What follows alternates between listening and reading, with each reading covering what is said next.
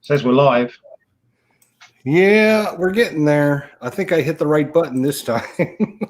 It's always a challenge. Let me just check. I know what you're like. Yeah, we're live. Hey, we are live. Holy cow, how about that? Look at that. You pushed the right button. I hit the right button for a change. Hey. All right, so we're going to start the show with O-H. I-O! Look at Russ Swordsman. He has no idea what I'm talking about. Oh, my God. What the heck is going on? Oh, my God. It's going to be like this all night, is it? Hey, wardrobe. It's going to be one of those names, I'll tell you that. Look at that. We got all kinds of people showing up already. Look at them. Excellent. Hi, guys. Oh, my gosh. OG's here. We got Wardrobe here. Well, I don't know. Wardrobe's putting you to shame on the unboxings, by the way, ID. I know. I saw. He had like last night he did like 5 or 6 or 400. He did like 400 or something like that. That's insane. I think he did the same amount of box openings as you have on your P500 pre-orders. No, he's got 300. I got quite a few. I just got 2 more. So, anyways, let's just say hi to everyone. I'm ID Jester, and I run the ID Jester YouTube channel, and I also do the Tack Up Wargaming Facebook group. So come on over and join us. We have lots of fun over there. Talk all kinds of good stuff. Next. I'm Rough Swordsman Wargamer, and I'm stuck in the middle of these 2 nuts.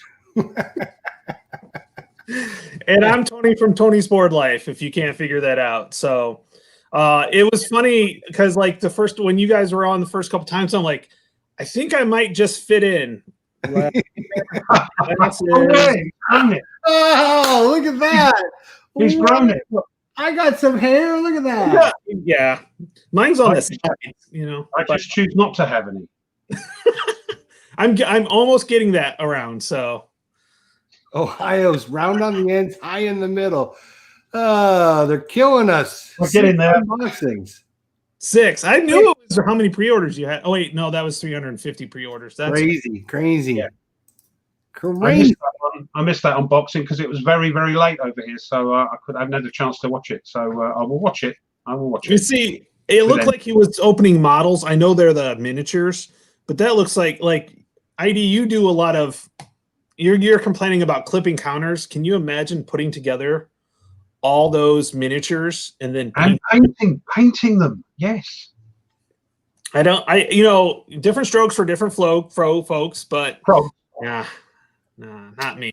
It definitely takes a different breed to deal with miniatures. That's for sure. And it's fun. Oh my God! Did you guys see on my Tack Up Wargaming? I posted 3 on my counter clips. I opened Holland 44 this morning and clipped it, and it's already done, ready to go. How professional is that? How professional is that, man?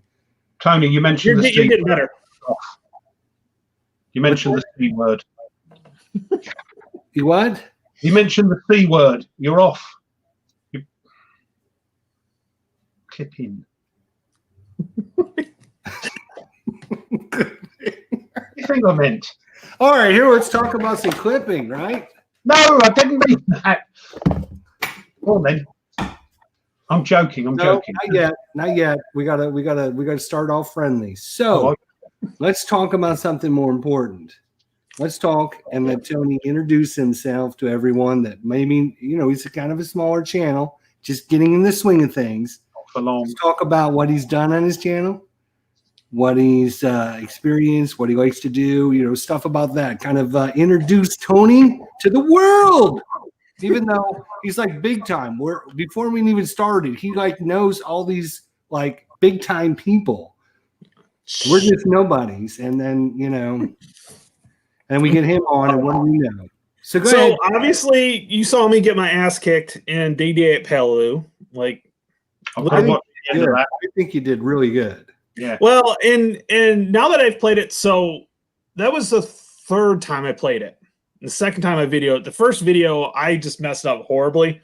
I totally interpreted the rules wrong. So, and there was one of the commenters gave me kind of really helped me out. And I was like, oh, okay, well, I've screwed it up way too much. So that's when I started over again. The first time I played, it happened only in that game, but there's a counterattack capabilities where the armor for the Japanese can actually start attacking you, and it can get pretty wicked. That didn't happen in this game, but it's one of those things that I think I could play it 5 more times in totally different, the replayability is insane. And I don't know if you guys have watched the Whiskey Charlie, but he had Herman Lutman on, or was it Herman? No, Mark Herman. I think it was Mark Herman. That was Herman Lutman. Herman Lutman, yeah, there we go. I know Herman Lutman, so there we are. There you go. I don't know nobody. And David Thompson, David Thompson was in the chat, and I said, if I get a solo game, I actually said, can he make it easier so I can at least win something?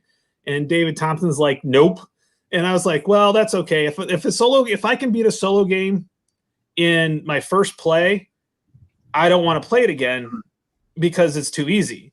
Now, there's an exception, and hold a second. I lose all the time. It's just something I do. But David Thompson games are great. Wardrobe. Wardrobe's trying to get in on the act and say he knows people too. He knows Tony. We played the BCS. I was teaching him BCS at a convention not 2 Aprils ago. So yeah, me and Todd we've played. So this is the only game I beat the first time. Cool. And I know if I played it again, I wouldn't be so lucky. I already know that. But that's a great solo game. Great game. On the lookout for that, and it's quite expensive to get a hold of. English. I think I saw they're redoing it. They're redoing it, so eventually it'll get down in cost. But it's a phenomenal game. The history's amazing. One of the reasons why I like it is, and it kind of has to go with my what is it? Icon. It's the 4th New York. And what it is, in 1774, my 5th or 6th great grandfather came over from Scotland and fought in the Revolutionary War on the continental side. So they fought against the English. So, and then I find out the other half is Irish. So I'm Scotch-Irish all the way. No surprise. Oh my God! Just looking at your face. Didn't travel all the way over to America to fight for on our side, did he? It'll stop. No. Nobody fought for your side, man. Well, we nearly won, but we didn't. Okay, now I will tell you, I have studied the Revolutionary War a long time, so that's kind of how I got into wargaming. I love history. If you don't know, I'm a history teacher. I teach modern American history, government, and econ. Wow. I teach juniors and juniors. I knew you were a teacher. I didn't know you were a history teacher. So yeah. Awesome. So it kind of goes like, I started in just regular board gaming, but I'm like, it's interesting, but it's, I need something historical. And then I started getting the war games, and then I come across channels like the Big Board Kev, playing some of his stuff. And I'm like, going, that's what I'm looking for. And so now I've got 1, 2, 3, 4, 5, like 12 shelves of games. I went through a spot where I was just buying everything, kind of like what you're doing right now, Heidi. So I finally got the Hex Encounter after I realized I have that brain where I can play both sides, and it, I can do that. It made the options are unlimited basically at that point. The only thing you really can't play is a lot of the CDGs. That makes it.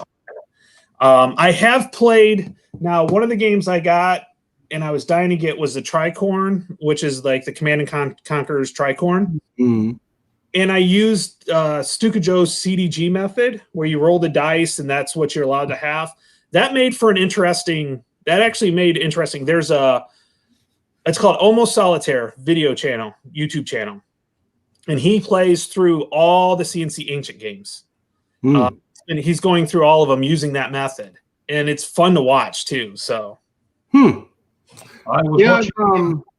One of my favorites are card-driven games. I mean, one of my other favorites is card-driven games, and I just love them. And finding any way to play them solitaire is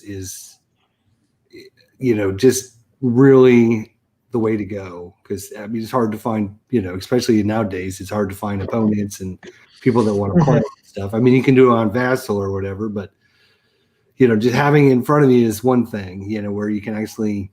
And I was just actually before we started, I was watching a video on Illusions of Glory because it might be coming. I don't know. I just might be coming. So I'm just saying, might. Yeah. So that's the one way that I think you can play CDG is definitely through, because I like them too, because I think it adds an element to the gaming. I have Empire of the Sun. I really want to get that out and play that. But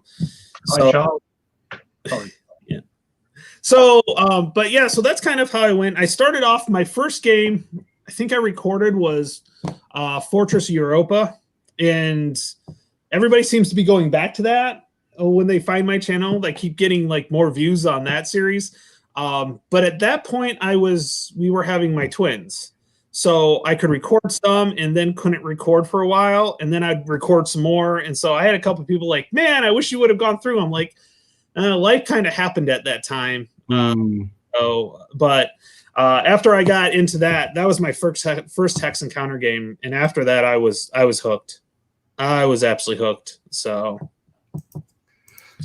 What were you saying, Ruff?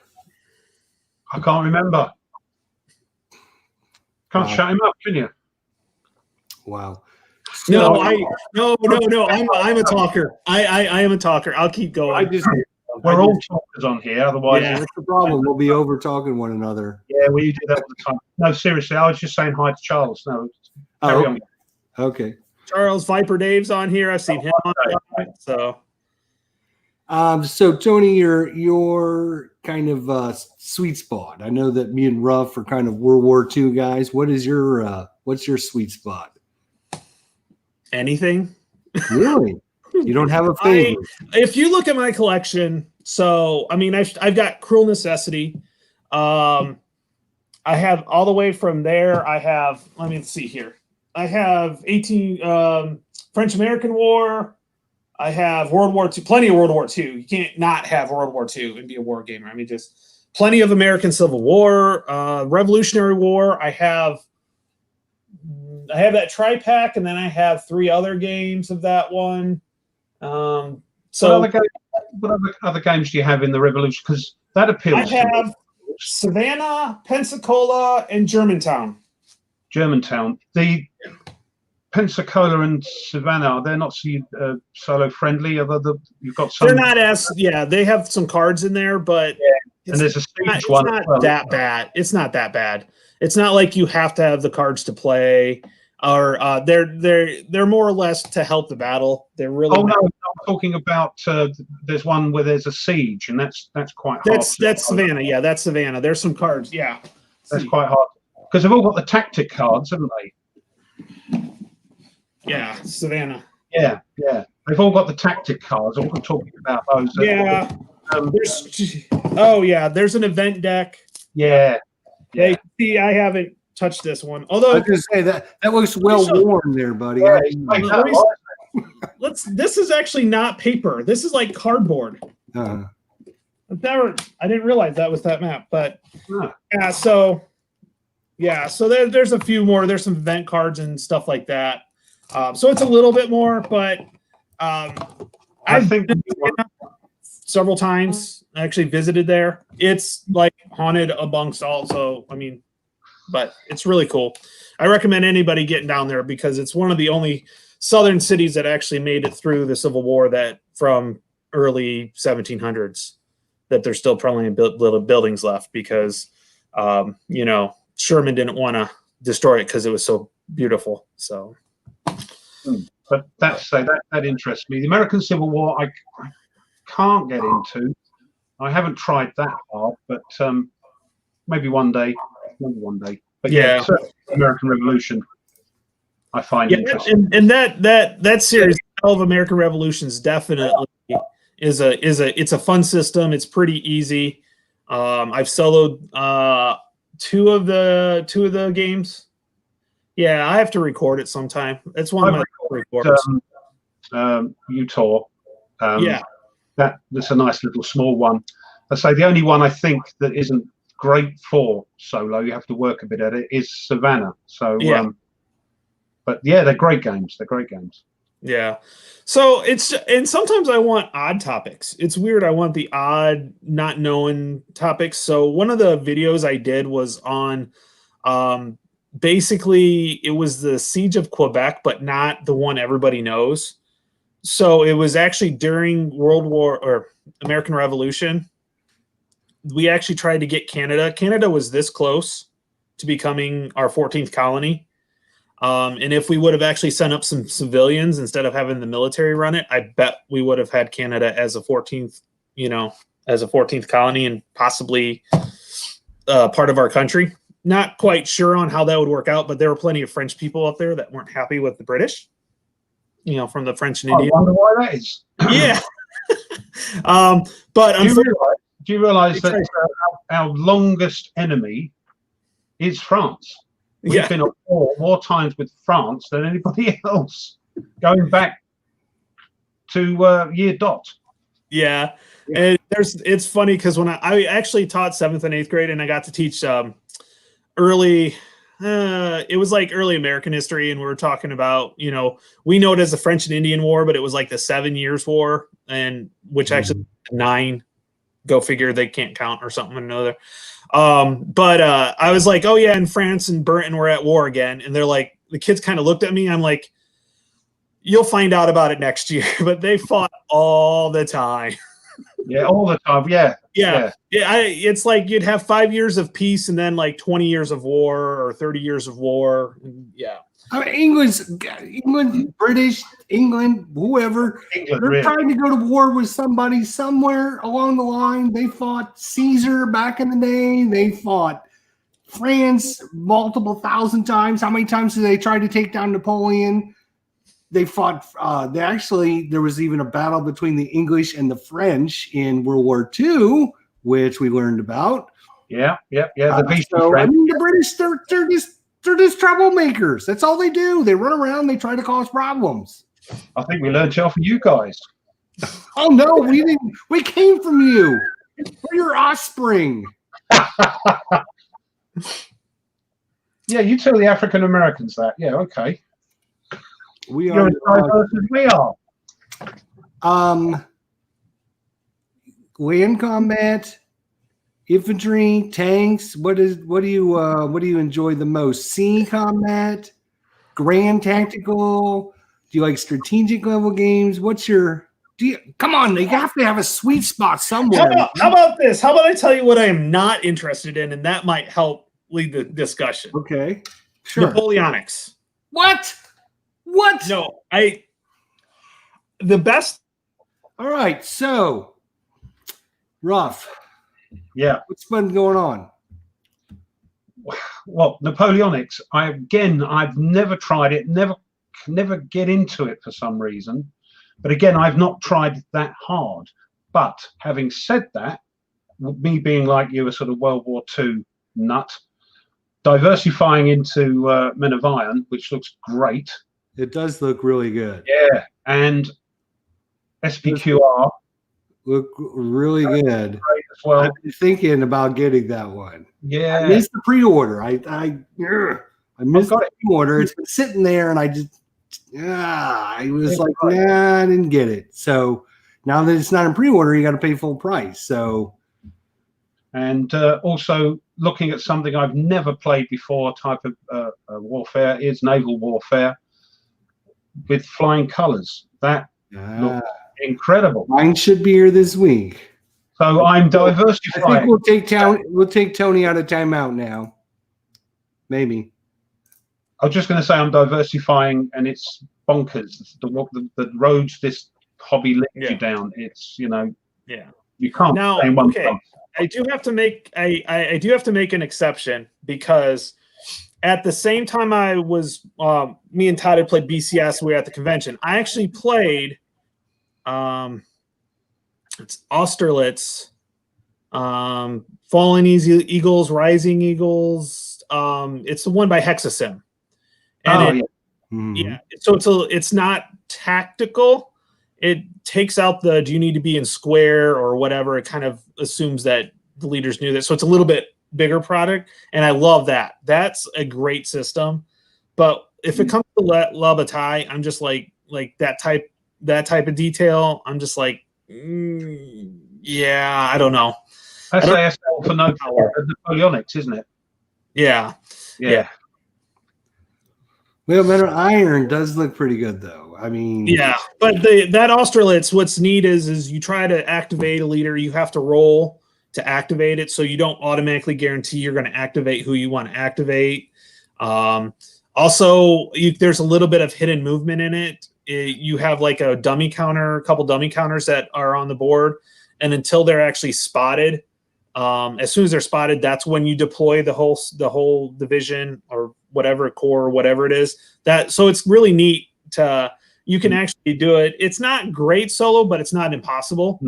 So because you don't set up ahead of time, you don't know where you're going to set up. Really, you have areas to set up these dummy counters in a few corps, but most of them you don't set up until they're actually spotted. So I played 3 times. I played the game 3 times that convention. I lost all 3 times, but that's beside the point. I had a blast doing it, and that's a fun game. And that's also kind of why I like to play solo in some cases, is because I really don't care about winning or losing per se. I care about, the adventure and what the story that gets told. So a lot of games, I like to have that story, and that's where I think the tactical level, you can get some really fun stories with that, which is I like playing ASL. I've tried ASL. I did ATS. I did. I was going to ask you about how you got into ATS. I went through a phase where I tried all the tacticals. And no hair. I figured out what I liked. A little bit of hair and then bald. So this is like the aging process. You take the good looking to the middle to the end.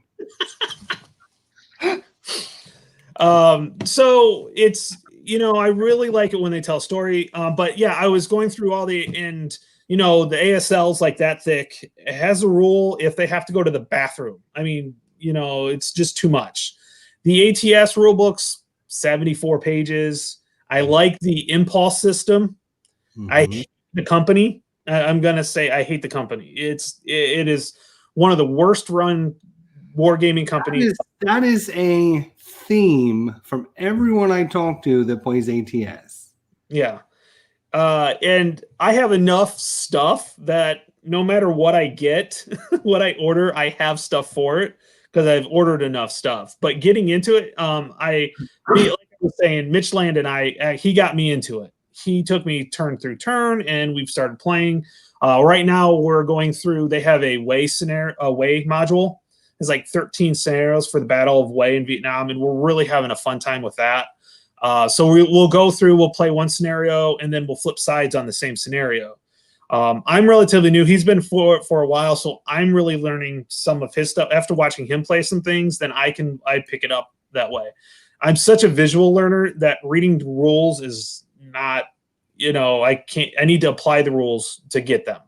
So I have to either play it out as I'm reading the rules. So I really like rules that go through the sequence of play. So, in that DVG is great at that with their rule books. That they, sequence of play, first step, here's what you do. Second step, here's what you do. So if rules are set up that way, I get it because I can just set up some counters, go through, play a couple of rules, just, not even a scenario, just play one turn, go through the scenarios, and I can pick it up. Or I have to have somebody visually go through it with me that knows the game. I really suck at trying to start playing after just reading the rules. I really need to play it a couple times while going through the rules. That was my problem with Peleliu, is the way the rule structure was. It wasn't sequential. Right. So that was my biggest issue, and that's where I had a couple. There was also like they really didn't help identify. Like it would have helped to know that there was a battalion HQ and then there's infantry HQ. And it would have been nice at the beginning of the book to say this is the battalion HQ, this is the infantry HQ. But you had to go like way deep in the book, and it's in an example of play, and so that kind of turned me off on that. But like once I got that, I was okay. But it was like it's like trying to find some of the rules were just it was. Rules are one of those things. Unfortunately, they're very individual. So certain people like certain rules, certain people don't. And the problem with rule book is they're written by people that know the rules. So instead of writing it like you don't know the rules, it's like road signs in a place you haven't been before. There aren't any because they assume you live there. So it's the same with rule books. I find that a heck of a lot. So Peleliu, you had a bit of trouble with. Yeah, but once you get it, like once somebody cleared a few things out for me, and some of it was just my misunderstanding on that. And DID, you brought up a few things as well as, and I wish I had that guys. One of the biggest things was that color correction on the landing spot. How could they have messed that up so bad? Oh my God, it makes a big difference. It does. And then for some reason, I was thinking the landing box and the landing hexes were the same thing. And so after somebody brought that to my attention, I went through and read the rules, like read each word out loud, kind of like how I teach my students to edit. When I did that and slowed down, it's like, oh, it was like, yeah, I should have caught that right off. But it's different than most games in the whole, it's just different. So I'm thinking since I got this one down, if I were to get some of the other D-Day series. So they're all different then? They're all different, but they have all the same mechanics. Yeah. Even the landing mechanics are different in each one. Oh, really? Okay. I don't know, are they? I'm just saying I've got Terawa, but I've not opened them yet. I've not looked at them yet. I don't know. It seemed like they were the same. I've watched. They use the same kind of concept. You draw a card, you look to see what happens, you adjust it left or right. Omaha, you have a lot of big variations between I'm supposed to land here, and you can end up landing like 6 boxes over. I think Tarawa is a little bit more straightforward. You're going to end up in your zone, and Peleliu seem to be pretty good. It's there. pretty, there's one or you can go like one landing box over, but it's not huge different. So and I waited too long to really look at the winning conditions. Well, you're not going to get those. What are you looking at them for? I know. You're not even going to get close to it. You're not going to get them. Yeah. And once I realized that, I realized where I was focusing on the wrong side of the island. So when you're looking down, there was the left side, but there's those 3 hexes, 3 or 4 positions on the left-hand side of the board. That's all coral, and you have to clear those out. Like that's a major, like to win any or move forward, you need to clear those out. So now I've played it. I'm like, oh, I would have focused more over there. The only problem is the more you put over there, you're going to lose more because you have like 4 or 5 positions firing into like the same area where you're trying to get. Right. That's what you have to do. You're firing up to an area, and then you have to go through that area to get the enemy, and so you can take some serious losses there. So I'm definitely going to play it again for sure, and I'm going to video it again to see how it goes, see if I can do any better. I watched Ronnie Tucker. He did it like 3 or 4 times. I watched him play, and he can't even get past where I got past too. So like it ends like for most people, it ends like turn 9, 10, or 11. So and you made it to 10. Yeah, yep. And I had a credit strat. I knew I was going to call it anyways because I wasn't even close to coming to being able to win, but ended up. Go ahead. No, go on. It's all right. I just want to. No, I was done. So like I was going to call it on turn 10 either way. because it was like you playing Rommel, Rough. You like, okay, I can't even get there. I've got it set up. It's set to record. I'm going through a couple. Again, I should have played it a few times, but I thought, no, let's just play it. And of course, as you get to know the game, you've got to go around, best to go down that way rather than up that way. So, you gotta figure this out. But yeah. I would tell you, I had that first battle with the 4 going into that where the 2 units are. The first turn where you had to go back. Oh, that done it for me. That was it. Game over. Because I watched you, I used the press to make sure I had an extra round. So there you go. What I wanted to ask about Peleliu was you started to use this flip thing and then found out it was a load of old nonsense. Well, there was a few problems. Like if you read the rules. The reason I mention it is Ronnie Tucker has done one. Yeah, I don't know if I got the most up-to-date one. Let's put it that way. I may have picked up one. It's all pictures and things and everything. Okay. Yeah. And I think it did help me a lot.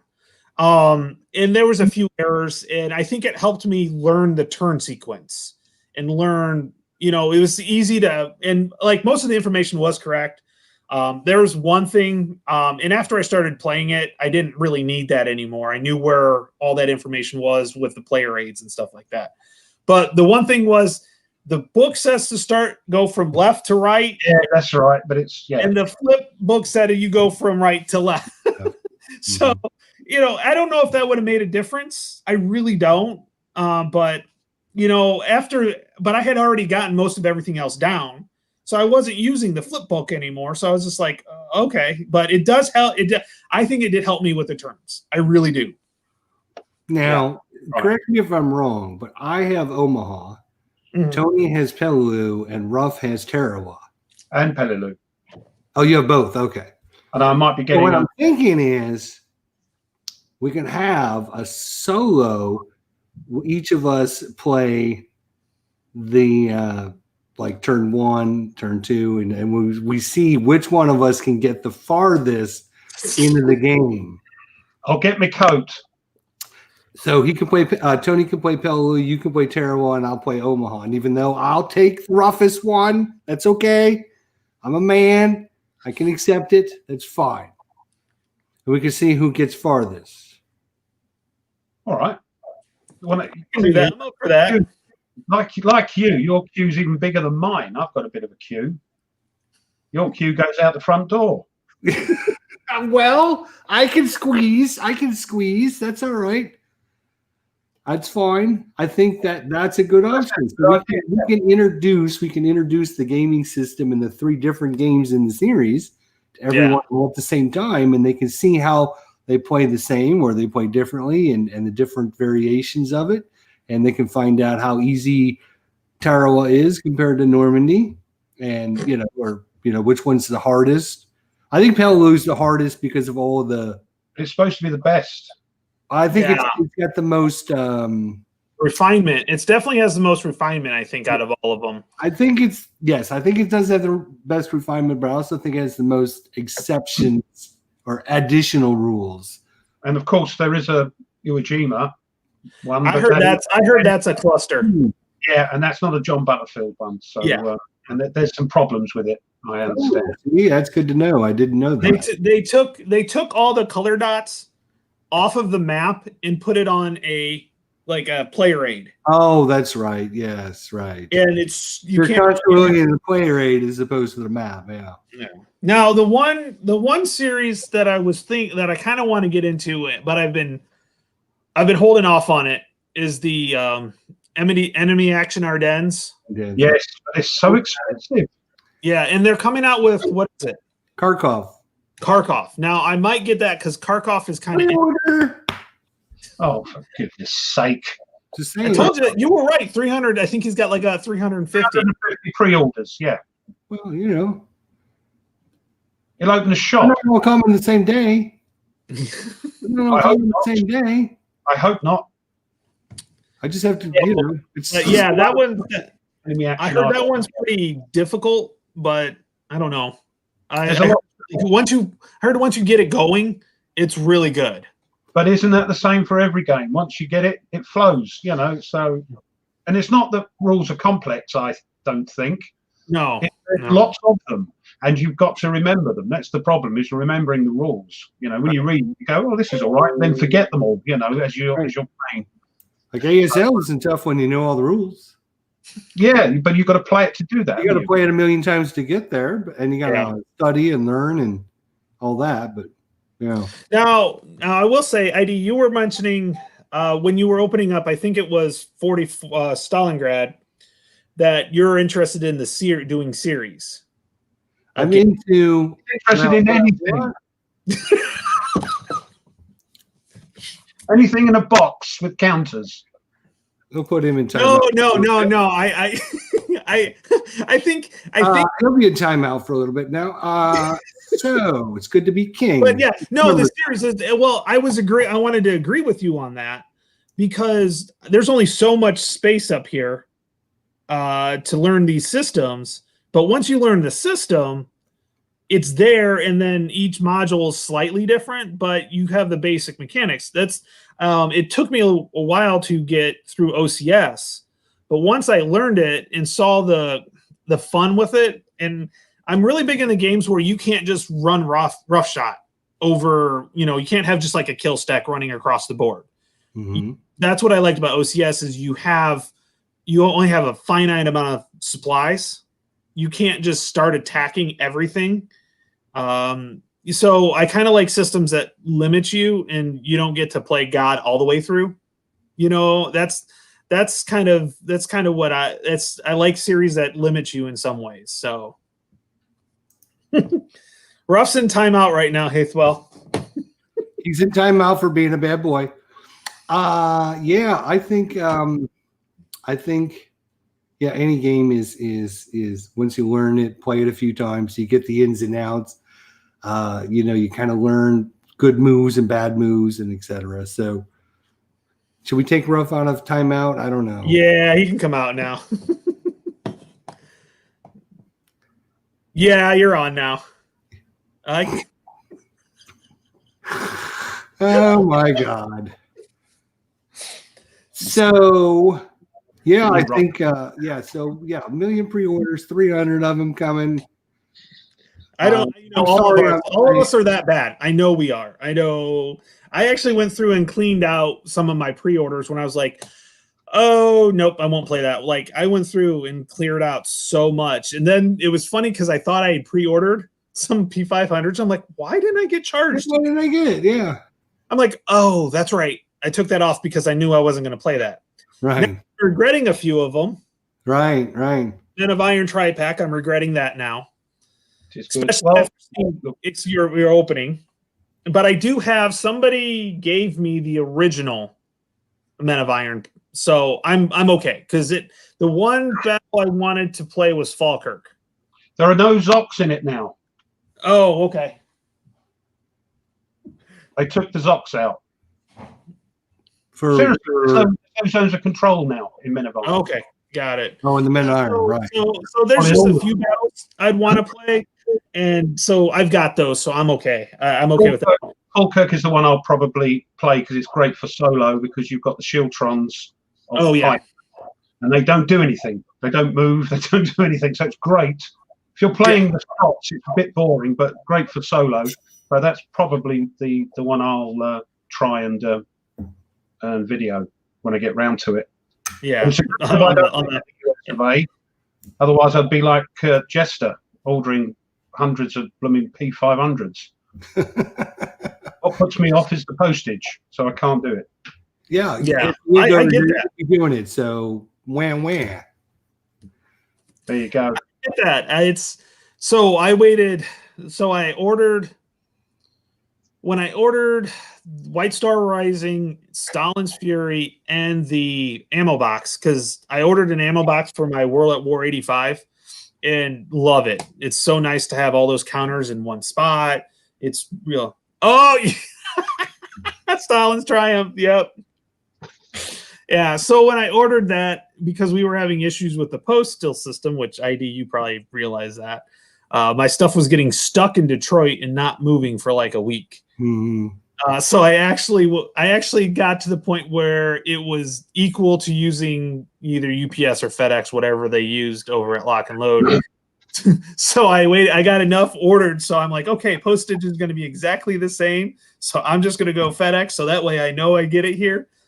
Things have seems to be better now, but yeah, it was all there. It's like, yep, I'm just going to order using UPS from now on, or FedEx. I'll pay the extra just so I know I get it in a decent amount of time. Right. Absolutely. So, but see, I'm like looking back of rough. So you guys can't see my games because I have them in like 5 places, which is also a way to hide what you get. I have 5. Well, that's true. Yeah. But you've got the Fields of Fire book, the Fields of Fire game. That was my first game. I opened it up. I took the rule book up. I went like this, flipped through it. eBay. I've played. That was the first game I ever got. Okay. And they crikey. And yeah, I'm thinking, oh yeah, but then I'm not as a newbie. I mean, my father used to play Wargames and play games and things. Played it a few times. It's a fantastic game. You've got to plow through.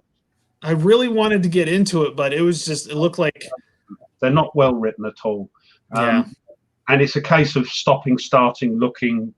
The first edition that came out, the rule book was a mess. The second edition didn't help. With the second edition. Yes, it isn't better. It's better. No, it's not. No, better than it was. Yes, but not better. So then it's better.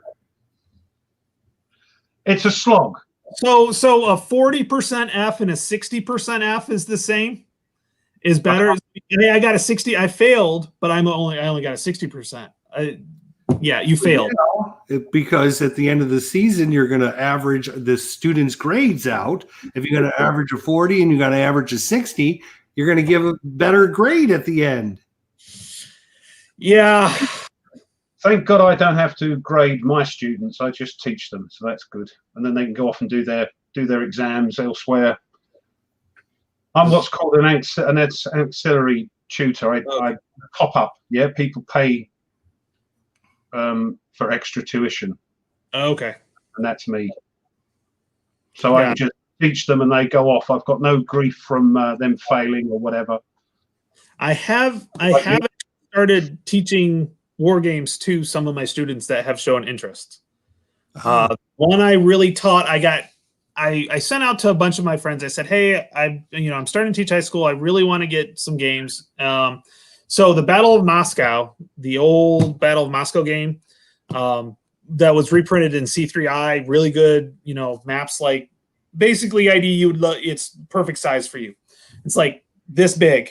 The map's like, My space isn't that small now. Come on. Yeah, I'm just kidding. But it's a great starter. It's a great starter game because it teaches them zones of control. It teaches them, there's no hacking. It teaches them the odds and things like that. And I had like 4 or 5 kids actually play that several times, and they actually flip-flop. They would flip-flop, say, okay, well, I'll take the Germans, now you take the Russians. And since I teach at a career tech, in one of the programs is they're actually becoming aircraft mechanics. I actually bought the Wings of Glory, the Battle of Britain starter pack. So it's the miniature airplanes. Oh, the miniatures. Yeah. Oh, they love that. I set that up and they'll play it for a full, we'll have just a free day, and the kids will come in and they'll just start battling and doing air battle left and right. And they have so much fun with that. And I get to be the referee. So I get to tell them, nope, you're done. No, or I get to have fun with it. So, isn't that great? That's great, isn't it? That's great. Yeah, they have so much fun with it, and they're learning different how aircrafts maneuver and things like that. So it's really, really fun. Speed, aerodynamics. Yep. Your terrain is the lives, the love of wargaming. You're doing a great thing there, Tony. So yeah. So I'm slowly working that in. The other series of games that I've really been getting into is the 18XX series. You guys know what that is? Yeah. Railroads and things, isn't it? Yeah, railroads. It's more of a stock games. What, Monopoly? No, not Monopoly. It's like Monopoly with trades. Just use, hey Sean, use my account, okay? Because your account won't have time on it. Sorry, that's my son. He wanted to play the computer. So, I've got one upstairs on the Xbox. Don't worry about that. Yeah, well, I limit his time because if not, he will. From the time he wakes up in the morning till he goes to bed, he would skip meals too. Yeah, he's 8 and he plays nonstop. So I have 8-year-old boys. What does he play? Roblox. Oh crikey, yes. He's 8, so yeah. I actually and I got accounts for each one of them, so they play against each other, and yeah, they have fun with it. So that's good. So, but not Wargames. But yeah, so yeah, Wargames. Yeah. No, we don't play Wargames. 12. I introduced her to the Command and Colors Ancients. Yeah. She almost beat me first time we played. And she'll play 1 or 2 games and then she'll be like, okay, and then she'll come back to it and want to do it again. So they're fun, and the Command and Colors are so easy. I'm trying my one son. So if you introduced her to Command and Color on Napoleonics, I bet she'd really be interested in. There's tons of that stuff, though, isn't there? Oh, yeah. There you go. What are you waiting for? It's doing the shrink. It's doing the shrink. Oh my God. Do you have anything that's on the shrink? Yeah. Everything. That's the one game I have that I have not opened yet. That's the one game. No, you just had another one out. Well, the last one you had out had the shrink on it. No. Yes. It wasn't punched. Yeah, it wasn't punched. See? Really. Yeah. So and that one I got that one during the sale last year. I told my wife, I'm like, I'm getting these games. I'm going to let you give them to me as Christmas presents. And she actually looked up the full cost of the game. She's like, you spent this much? I'm like, no, cut that in half. She's like, are you serious? I'm like, yeah. I'm like, there's an investment down here. So if I die, don't just give it away. Yeah, that's right. Pay off the debt. Yes. Find them by selling them. I've got mine with a note to ship to Rough Swordsman Wargamer when I die. Oh, just pack them all if that works, that'll be great. I'll probably be dribbling in a bath chair, but that'll be great. And talking about commands and colors, when we were on with the OG, and I was saying, "Oh, my boy, I'm trying to get my boy into it. He doesn't want to know." Everybody, you guys were saying commands and colors. You're saying commands and colors. Mm-hmm. So I might. I'm going to have to try it. The Ancients. Just get one of them. Just get one of the base games, either Napoleonics. The Ancients is pretty easy. The Ancients is pretty easy and it's fun. It's got elephants.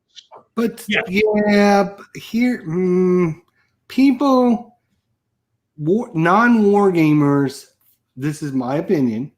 It'll be right, but it's my opinion. Okay. Non-war gamers can't relate to Ancients. They can relate to elephants trundling across the plains, and there's people. Only one scenario with elephants. It's not like every scenario has elephants. Okay. People don't relate to, okay, I see my little counter and the dude standing there with a spear, and then they look at another counter and the guy's standing there with the spear, and there's another counter with the guy with the spear, and they're like, why are all these different units? Well, it's because I know what you're doing. This guy's got a 7, and this guy's got a 4, and this guy's got a 2 on it. So they're different units. You're trying to twist it and turn it round. You're a twisty-turny thing, aren't you? You're trying to turn Napoleonics, aren't you? Napoleonics. That's what you're trying to do. Yeah. So here's what I'm going to say. I'm going to say this and I'll leave it go. Whatever somebody is interested in, if they're interested in that time period, just in general as a topic. So if they're interested in ancient Rome, then you would want to go with Ancients. If they're interested in the 1800s, 1700s, Napoleonics, the Tricorn series. If they're interested in World War II, do the Memoir 44 because that's all the same. Yeah, They're coming out with a samurai version of it. Samurai Battle. Order. Yeah, it's check. Drinking game. Pre-order. Yeah, it's going to be a I don't drinking have game. one Command and Colours. They're quite expensive though, so I'm going to have to be on the lookout for a good second-hand copy. I It think. can be because you're talking usually $60 for the base game, $40 for each expansion. I know Napoleonics has 7 expansions now. Oh, yeah. The Ancients isn't any better. They're that bad too. They're up to 7 or 8 as well. I Yeah. just want to get him into something. There's plenty there.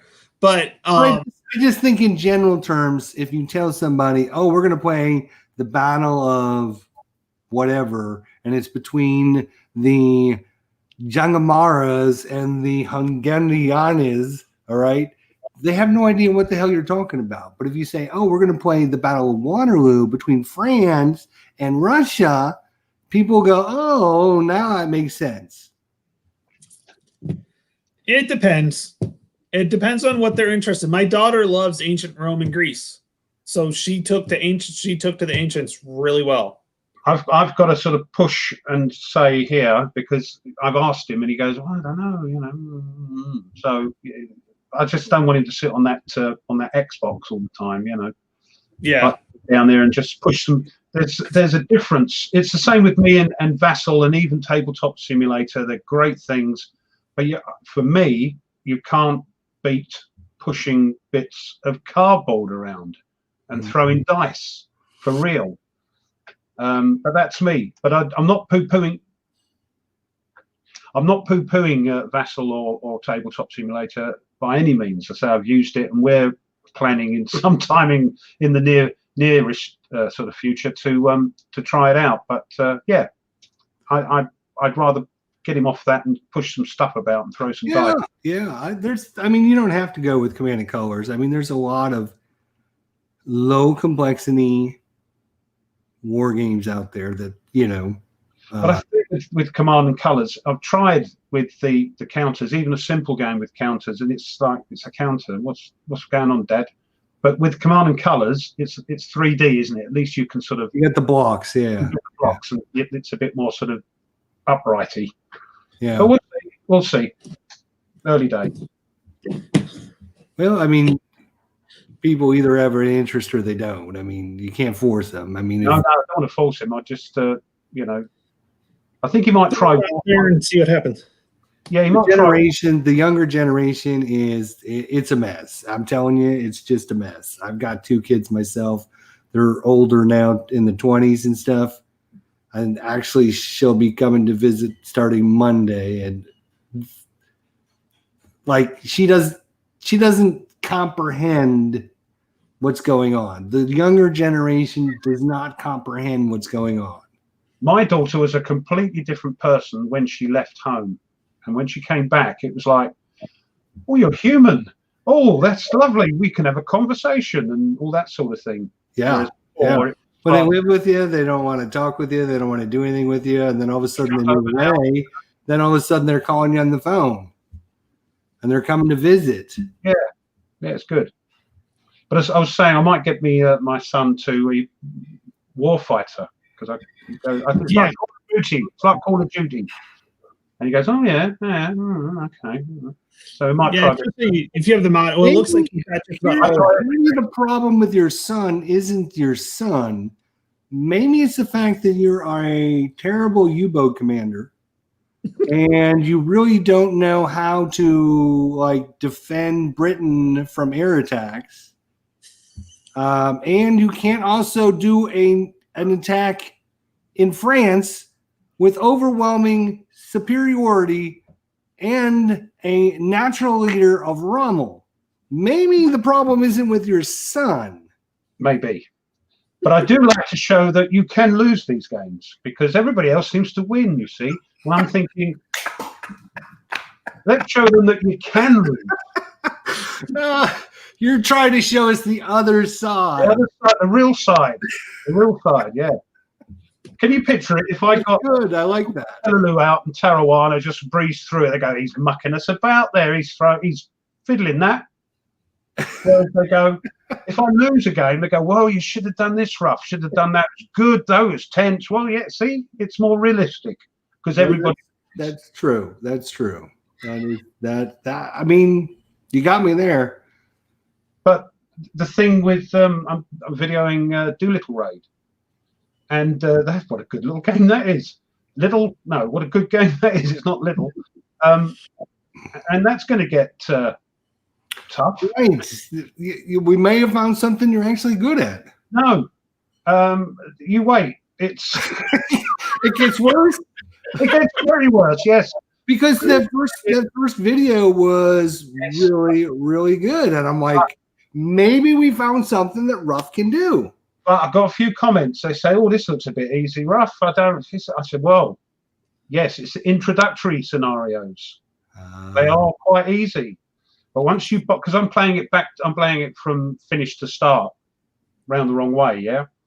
So you bolt on the next bit, which is the flight thing, and you get 7 doodahs of what's name beat out of your flights, and then you've got to go and do the bit I videoed last time. And once that flight has gone, all the alerts and everything are still there for the next flight to come along and get the benefit of. Mm-hmm.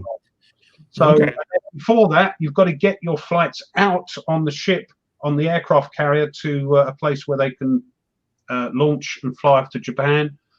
So yeah, no, don't hold your breath. Okay. Well, I was trying to give you credit where credit's due, man. I'm trying to give you some good credit. I leave all the successes to everybody else, you know. But yeah, it's a good game. The Jillian says the Great War Command and Conquer's newer edition may be the best one to start with, as it's visually very impressive. Yeah, it is. It is. That's impressive. It's got the blown up no man's land. It's, you know, you put different tiles down for. I've seen it. It is impressive. It looks like World War I. What do you think of the Red Alert Command and Colors? I have not seen that. I'll be honest with you. I have not seen that. I've heard a lot of good things. Huh? You've got it on pre-order, haven't you? No, it's out. You can't get it anymore if you don't have it, because it sold out like that. So, but I heard a lot of really good things about it. There's like 3 or 4 expansions for it already. And Red Alert, what sort of Russia? no, it's like space combat, but in the Command and Color system. Because you can do anything with it, can't you? I suppose you can place it. Yeah, you can. Yeah, you can do whatever. Yeah. Let's see here. It's yeah. I think Command and Colors. I'm pulling up here. So they have Ancients. They have Battle Cry, which is the U.S. Civil War, Napoleonic, Samurai Battles, the Great War. Memoir 44 is in that series, which they have a ton of expansions for. The American Revolution, Medieval, the Red Alert, and yeah, I heard the Red Alert was really good, but like you can't find it. So, but I think somebody said they would love, they would love to have one that was, and I think that's what this one is, fantasy, using knights, dragons, and I think Battle Lore is almost that, which is very similar. Yeah. So. We'll have to. We'll see. We'll try. Yeah, I mean, it's also becomes more of a fun game and not so a historical thing. So, I want something, to just pique his interest. Yeah. It's you got to be gamey before you can be historical. Yeah. Mm-hmm. Heathwell's put something up on the comments there. Yeah, I tried that and I sold it. Really? I could not wrap that game around my head. I just could not. I even watched videos on it, which after that I usually get. I just could not wrap my head around it. I really couldn't. I wanted to. But the Boer War, again, something that would interest me. But yeah. All right. Because it was an odd topic. Well, at least in America, it'd be an odd topic. What is the Battle of Colenso? I mean, what were the British causing problems with there?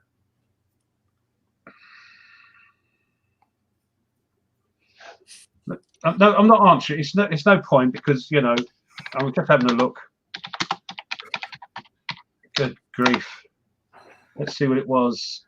Yeah, it's the third and final battle fought during the Black Week of the Second Boer War, because we had two of them. One wasn't enough. You had to have two. No, those pesky Boers, they were, in South Africa, just didn't want to know, So, but again. Also, the other reason is I'm not big on area movement games yet. Area movement. I'm okay. Yeah. I'm okay. I'm getting used to point, but when it comes to area movement, I haven't found anything that's struck me yet. And even point, I'm kind of. If I had to put them in order, it would be first would be hex, and then second would be area, and then third would be point. The only point game I've played, and it was good, was the Frederick, the second. Oh yeah. By Tuca Simulations. Fantastic components, really classy components. Not Azagor either. No, but then again, it's First World War, and it's one of those things. I'm thinking, no, there's so much more I want to. There's a couple of things like the American Civil War, the First World War, are behind everything else. And then you find things like, Heathworth's putting up the Boer War, and we've got 18th century sail ships and medieval battles and ancient battles. So yeah, there's more. Yeah, you got all medieval. What's that? 1400 to 1600. Is that what that package covers? It's sort of 5th to 15th, I think, is medieval. I know there's a ton of stuff in that box. Did you get that, Tony? No, I didn't. I wish I would have. Like I said, I've got the original box. So you've got the Men of Iron one, yeah? Yeah, just the Men of Iron, yeah. The problem with it, and I've had a couple of questions, because in the video it was, how on earth am I going to sort this out? 7.5 counter sheets, and you can't do it by battle because some of the counters are used in other battles. So what I've had to do, the only thing I can do, and it might get fine-tuned as I do it, is to put all the games in one bag. So this is Infidel, and then within those bags, in that bag, there are bags of the nations. Okay. So we've got the different armies in there. We've got the Fatmid Egyptians and the Crusaders. They're all in there. So I just take the one out. So that's a little bit easier. But my goodness, there's like, oh, crikey. It's like, having a laugh. But I had fun clipping those. I enjoyed that. I actually don't mind it myself. That's it. Time out again. So let's talk about clipping, shall we?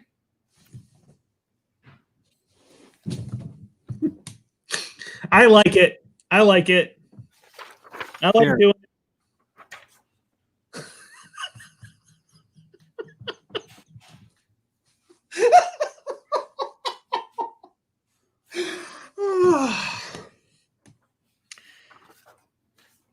Now, okay, so clipping is what it is, and we'll just let it go.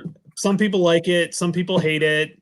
I don't mind it. It's actually kind of neat because then I can see the counter. I know what the counter looks like, So I'm kind of right there with you, Ruff. Is I use it as a way to learn the system, learn the counters, so it doesn't bother me that much.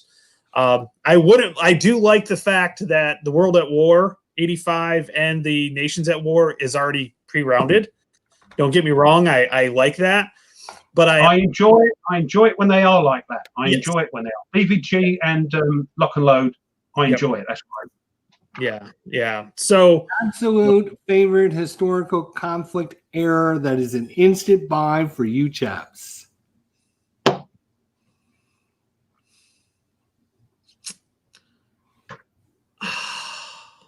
Jeez, insta buy. I'm going to say a system because it's not a historic conflict era because it goes through multiple eras, but any coin game I will pick up. Can't get into them. Oh, I love the coin system. I know people love them. I've looked into them and I've looked and watched videos. I just can't seem, but then again, if I put a bit of effort in, I might try one. I might like it, Yeah.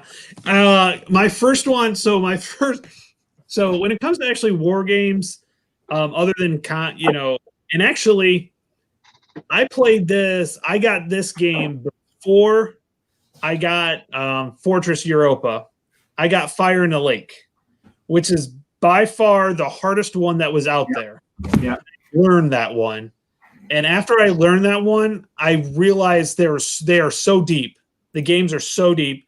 I've played the Cuba Libre one 5 times already, and every time it's different. The Cuba Libre coins. The best one to learn. Yes, that's the best one to learn because it's small and there's not a whole lot going to it.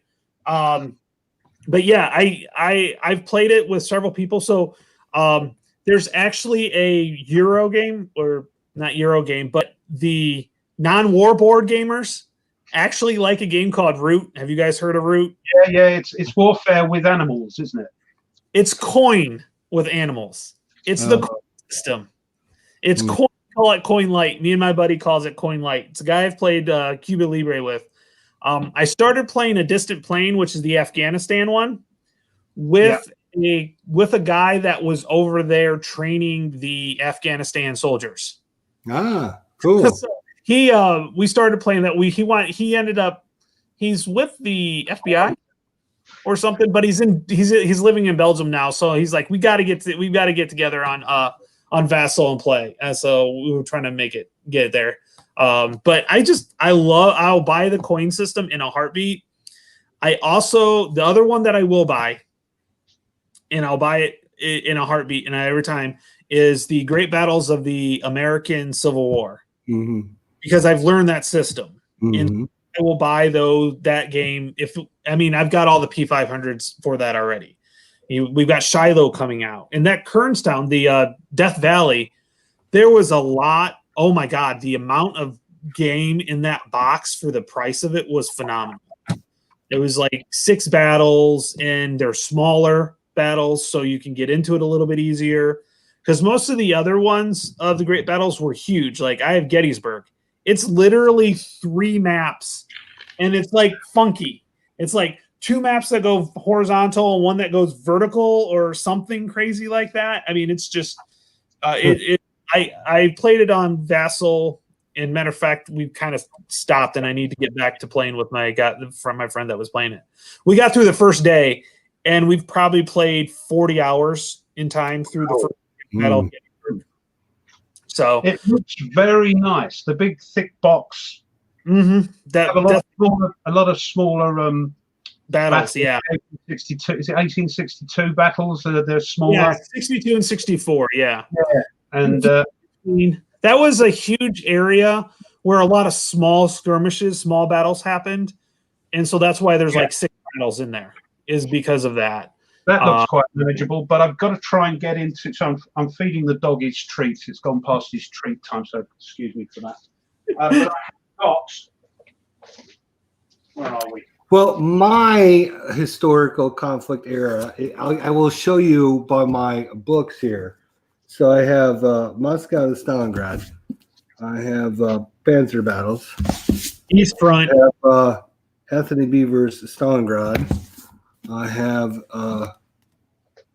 Joseph Hellbeck's Stalingrad. I have Stalingrad, How the Red Army Triumphed. It's a Pacific. I have The Road to Stalingrad by John Erickson. So that kind of tells you maybe my favorite historical conflict. Mine is West Front, but as things grow and you look at things and try things, ask me again in 2 weeks' time. I might give you a different answer.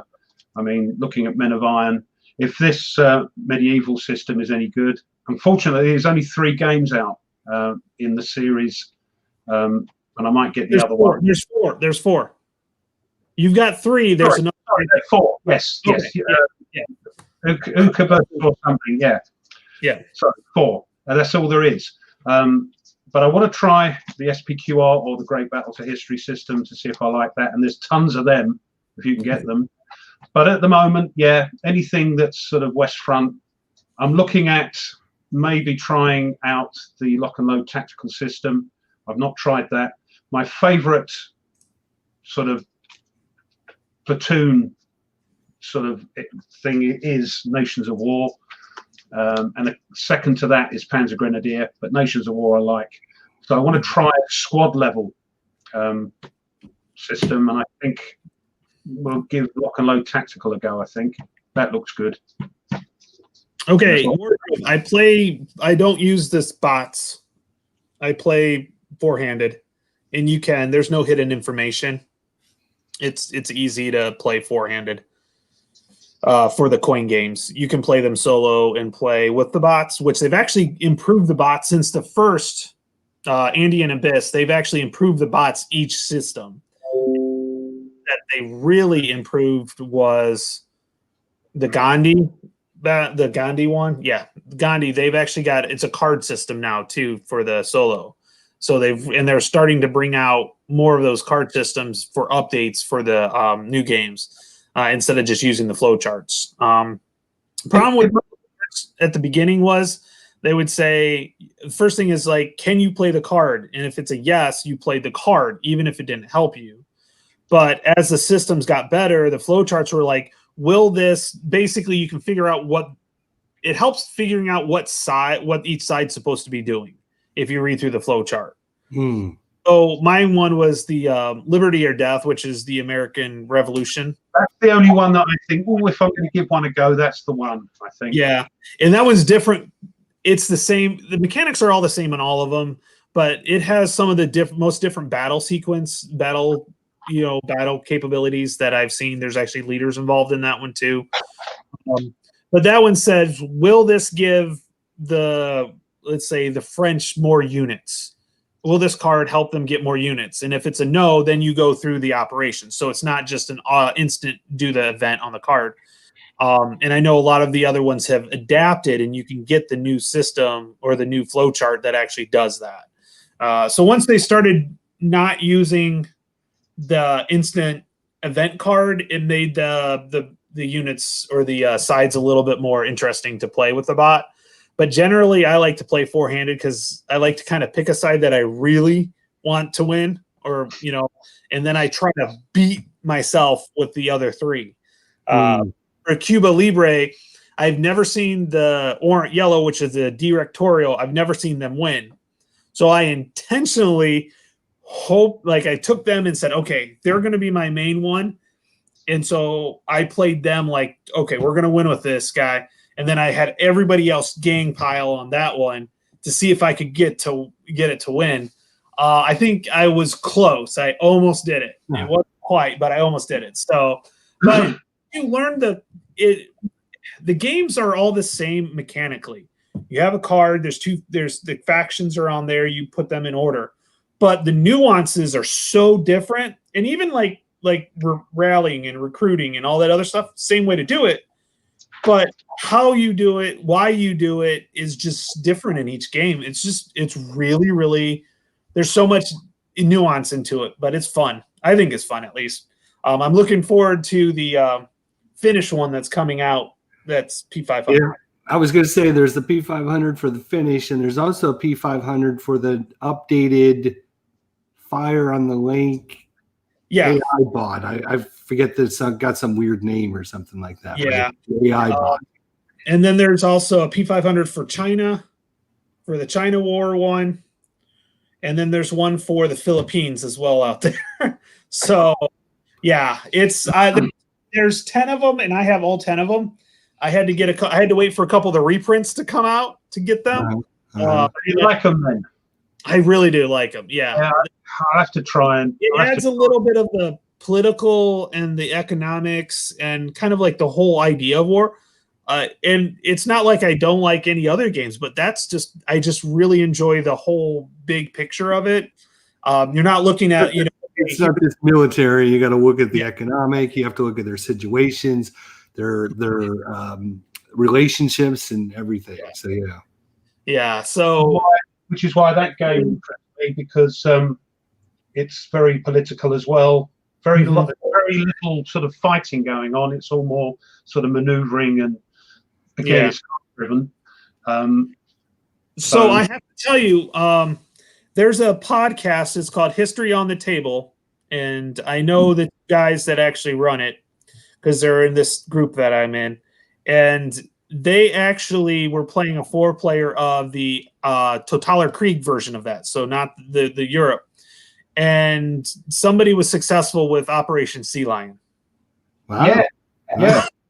So it's things like that. It's like you can add the different countries to the different sides. Like they had Spain join the Nazis and actually became a minor Nazi, a minor Nazi thing. And so yeah, it's such a sandbox that it looks interesting. And it was Nathan Wise Guy History was playing it, and he was saying that he kept the Brits out of the war because the Japanese had signed a pact with them and all that sort of thing. So there's lots of what's if and different alternate histories, which looks fantastic. So it's been reprinted. That's a great topic, because there's a lot of games that are strictly historical, and there's also games that are what if. We're going to put you in a situation, you can do whatever you like.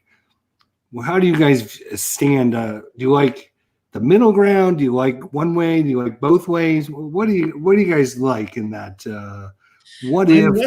I'm less of the historical. I don't know about you, Ruff, but I'm less of the historical and want to make it ahistorical.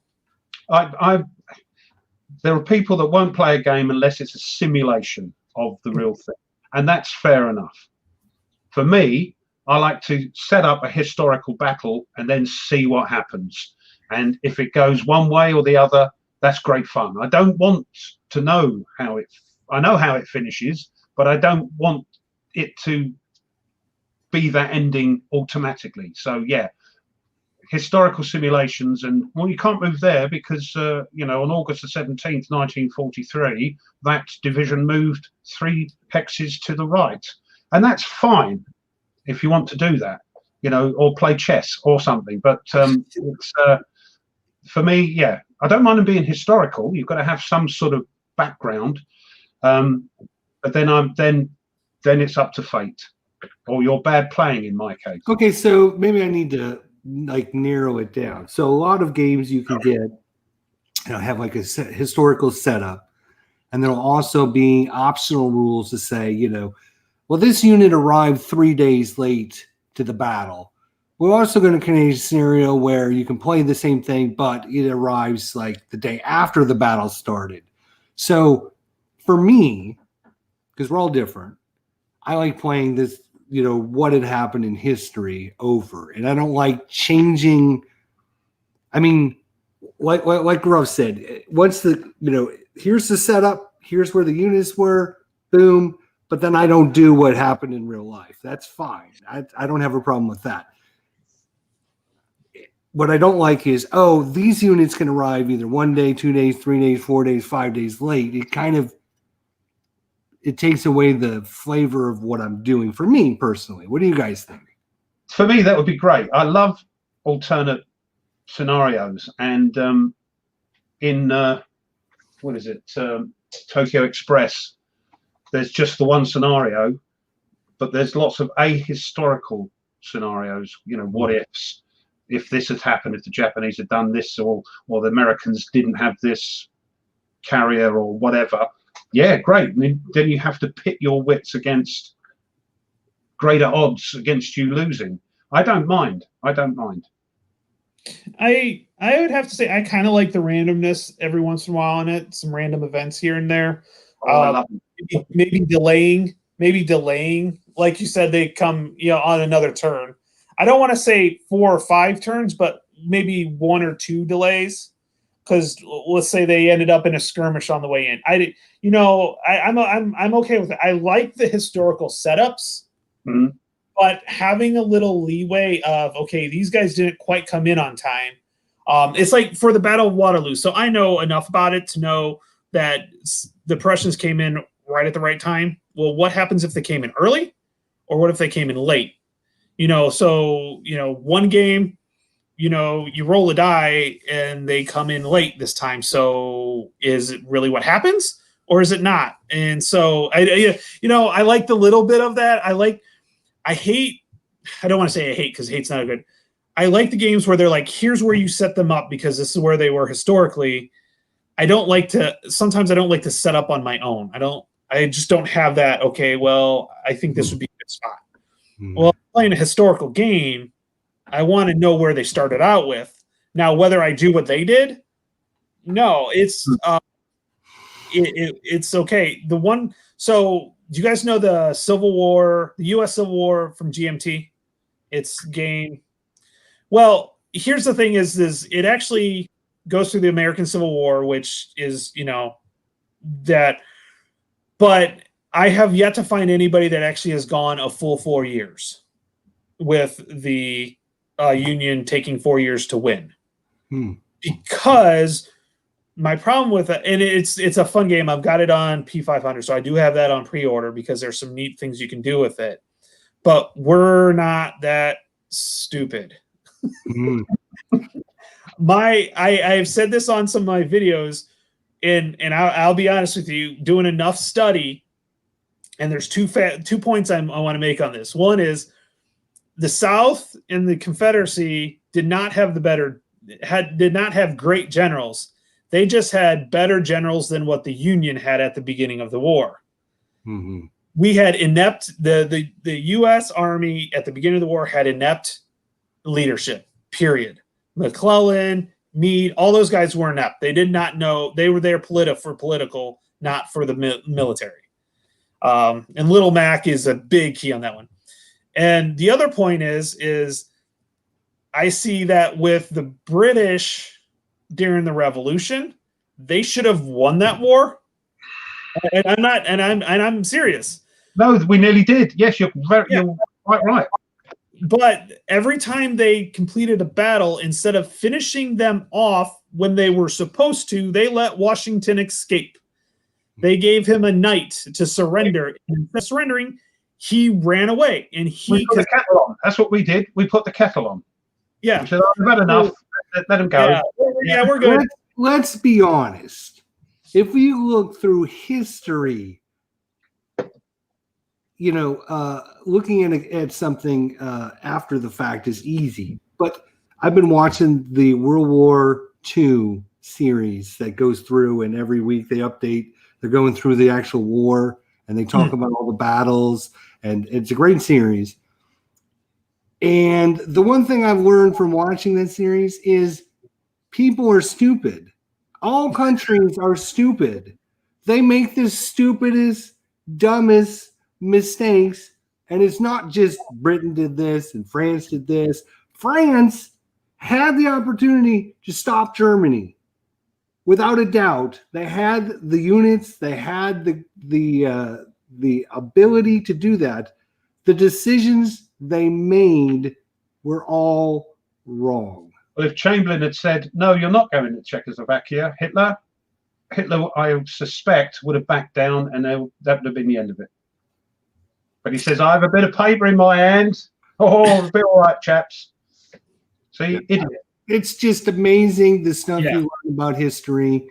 I mean, Tony, you're a history teacher. For those of you that are just on with us now, you might have missed the intro in the beginning, but Tony's a history teacher. I'm sure you could probably give us so many examples. Well, it's left and right. It's like, and so where I was going with that is, so British lost the war because they didn't finish off the American army. Washington knew that he had to keep an army in the field to keep the revolution going. And the British had such a big hubris at the time. They were like, oh, we'll just beat them. And then, so they would go back to New York after every battle, win or loss, which was basically mostly wins. let's put the cards on the table. They won most of the battles. Like Yorktown is the one exception. And that's only because they were pinned in by the French on the water and the Continentals and French on the land. Yorktown was, let's not put Yorktown in there because that was the one side. But I saw that happening at the beginning of the American Civil War. After each battle, win or loss, which again were mostly losses, they would go back north Every time they went into Virginia, they would go back north. Until you had Grant said, nope, we just lost. We're still heading south. We're going to go take them out. And that was the difference. And I saw that so much in the American Revolution. I said the British should have won that war. We should be, I don't know if we'd still be British subjects, because I think eventually, we would have gone independent, but they should have still won the war. And I'm a true believer in that. Now, I'm an American, so I'm proud we did win. We had a bunch of farmers with pitchforks that beat, the world's greatest army. But hey, And I'm glad we won as well. And that's an Englishman saying, otherwise it would be a different world. Well, it'd be worse, I think. I don't know. I'm glad, but we nearly won. Yeah. Yeah, I just think the stupidity of Stalin was told over and over and over again. In fact, Winston Churchill sent him detailed information. The Germans are going to be attacking on June 22nd. This is their formations. These are their leaders. They're going to be attacking you. And what did Stalin choose to do? No, there's no way. Stalin didn't trust anybody except for Hitler. Stalin, no, he trusted Hitler. That's true. He did. He trusted Hitler until Barbarossa started. Absolutely. And even then, it was about a week or several days after that before he actually believed that it was an attack. Yes, it was. That's why the lead, or once it started, literally the Russians were still planning the Germans. There were several Germans on the front lines that were in a ball, with like a dance, and they were scheduled to go to this dance, and the war started, and they still go to the dance because they couldn't believe that the Germans are actually attacking. Yeah, and I'm not going to say it's stupidity. I think it's ego. I think that's really what a lot of it is. I'm right. You're wrong. I know what I'm talking about. Not being open to listen to anybody else. And that's, to me, when you look at the leaders, and, I think you have to have some sort of ego to be a leader of something that large. You have to have it. But I really think it's not really all stupidity. It's the ego. And as soon as somebody challenges somebody with a big enough ego, they're immediately gonna, no, you're wrong, because they can't be wrong because their ego. Yeah. So I think that's more of what it is. Yeah. Harbor, I believe, was the same way too. People were believing the reports coming in. Yeah. There's planes coming. No, there's no planes coming. They can't attack us from here. So what do you think about the conspiracy theory that he knew about it, but let it go ahead so he could bring America into the war? Yeah, there's that's I can't deny it, but I think that's far-fetched. But then didn't Churchill not warn a city about the bombing because they decoded it and they didn't want it would have told? Yeah. That was part of Yeah. I don't know if Pearl Harbor, I don't know if that would have happened. I don't know if that was able to happen like that way. I just don't. I understand the idea behind it, but many people were automatically heading towards war anyways. It wasn't like it was that far off from being declared anyways. And again, there was many mistakes there, wasn't there, with the radar things and all that? Yeah. And then it is then too. So constant cluster is what it is. America could have knocked Japan out of the war in a year. Japan could have knocked America out of the war in a year. But all these stupid, idiotic things that were decided or done or didn't do or whatever. I mean, they had the technology, some technology to give them the information they needed to make good decisions. They choose not to make good decisions. Or like Tony said, sometimes they decided to retreat when they should have attacked. And just Hitler could have run over Russia. Russia could have stopped Germany. I mean, there's just so many things that you learn about that. Hitler declaring war on America was a mistake. He should have just kept quiet there and let Japan deal with that. But that was his mistake. There, you know. And actually, there were many people. Yeah, there were many people in Germany that did not want to declare war on the U.S. Like there were many of his staff that thought that idea. But what do you tell Hitler? Do you have the balls enough to tell him? That's the key thing. Yes, he was told, but he's just gone, no, I don't care. Dragon, the mistake was creating the Axis alignment. He should have never accepted Mussolini, and he should have been friendly with Japan, but he should have not have aligned with Japan. No, literally he could have won the war once he took over France, Czechoslovakia, kicked Soviet Union out of Romania, and called it. He could have called it at that point. He could have called it a day, and literally Europe would be like mostly one country right now. It'd be Germany. Well, it is. It's called the EU. which is why Britain got out. But when Hitler spent better watch out. Scotland might be the next one out of Britain though. What's that? Scotland might be the next one out of Britain, though. They know what side their bread's buttered. Don't you worry about that, mate. I think that Hitler's real downfall was they had the better units, the better training, the better quality.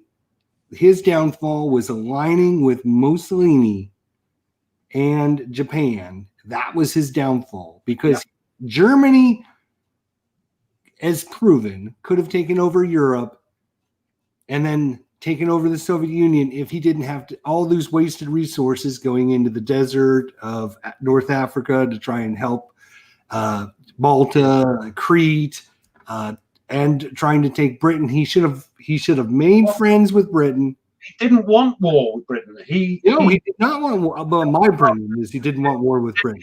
Say, give me German officers and British soldiers, and I'll conquer the world. The last thing he wanted was a war with us. But of course, he had other ideas.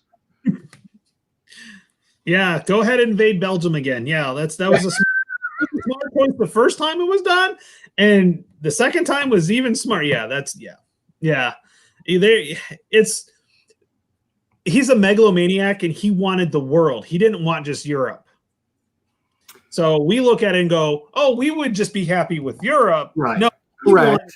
The world. He hated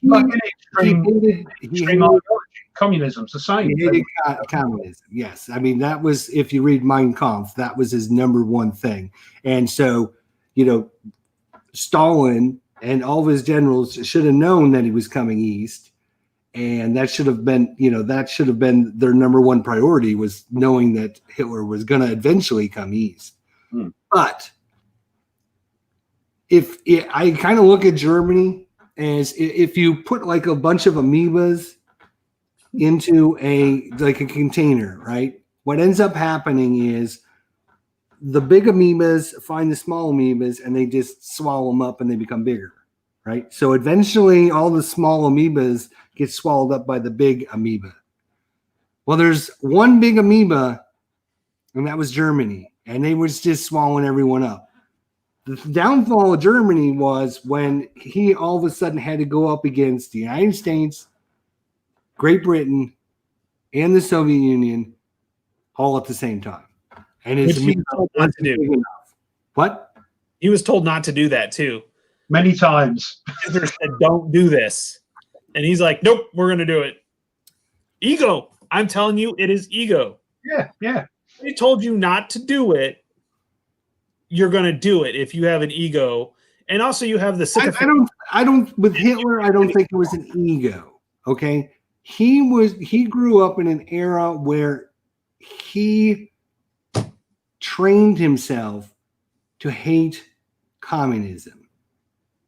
And he hated the fact that Germany got screwed after World War I. So his main goal, his whole life was dedicated to rising up the German people to get back what was they lost in World War One. And that's why he made the French sign their capitulation in the same railway carriage. He wanted to prove. He wanted to prove, and the only reason he went east was because he hated communism, and he needed the food and the fuel that Russia had. That was the only way he was going to win the war, because the food and the fuel shortages from England.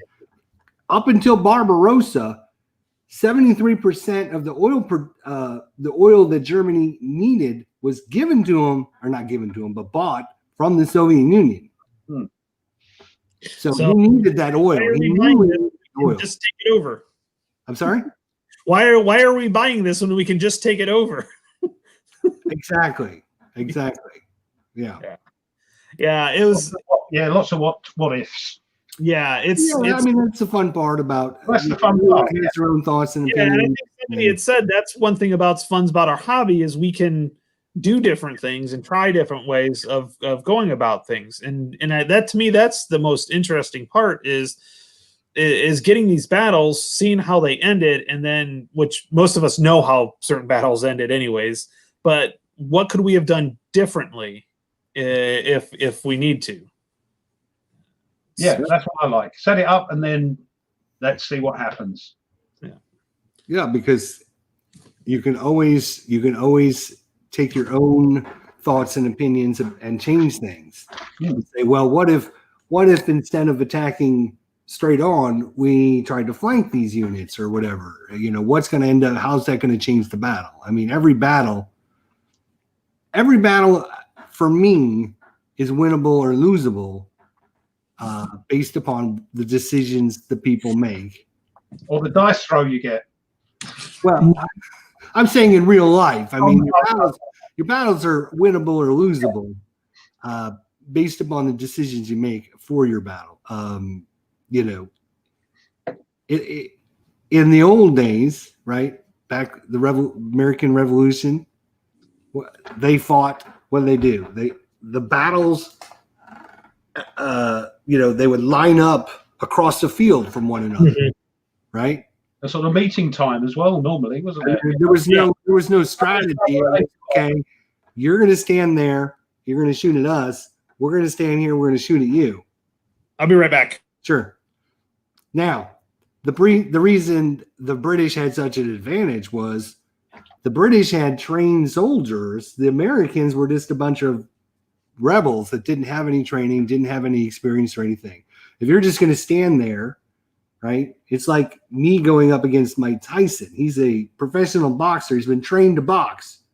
But didn't Washington realize I can try to hit him in the face, and I might get lucky and hit him in the face, but he knows how to, they were the best army in the world. Yes. The best army in the world. And I think Washington realized that. Didn't he start training and putting the army into sort of... Well, he had to, because he knew the facts that we have just nobody, right? I mean, if you look at what happened when Britain was preparing for sea line, when it looked like Germany was coming across, they were like training old men and young kids to... The Home Guard. What was it? The Home Guard. The Home Guard, right. Yeah, we're training these guys, and they didn't even know how to hold a rifle.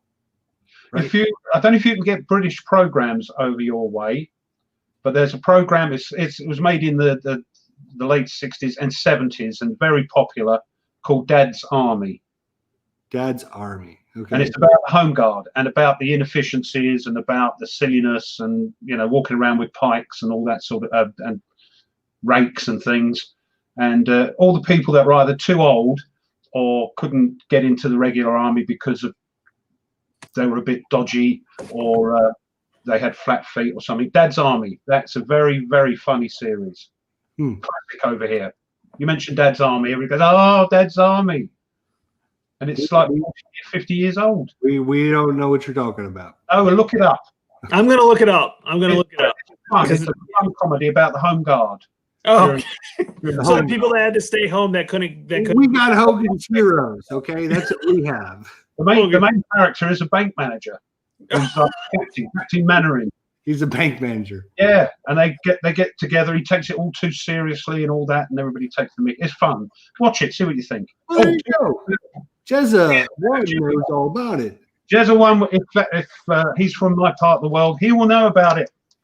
And talking of American Civil War, the only one I have got is.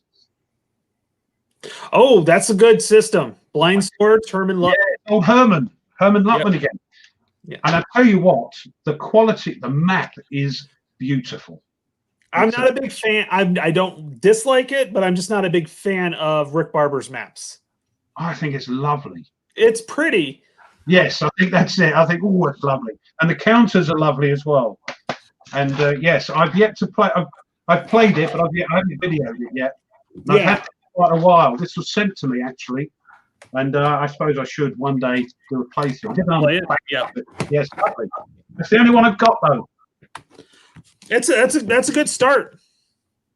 That's a good start. I have in there. But I have the which one is it? Long-Street Attacks. Yes, the other one. Gettysburg has a personal connection. My great-great-grandfather fought in the Battle of Gettysburg. Oh, wow. So he was actually on the Little Round Top. He was in the 40th New York. I've heard of that. Even me, I've heard of that. Yeah. He was in the 44th of New York. So it went to 20th Maine, which is famed. Then it was like the 183rd Pennsylvania, and then the 44th New York. So he was actually on that battle. And I actually went. So he's from New York, the state, and in the middle of New York. So I actually got to go see his grave 3 years ago. No, yeah, 2 or 3 years ago.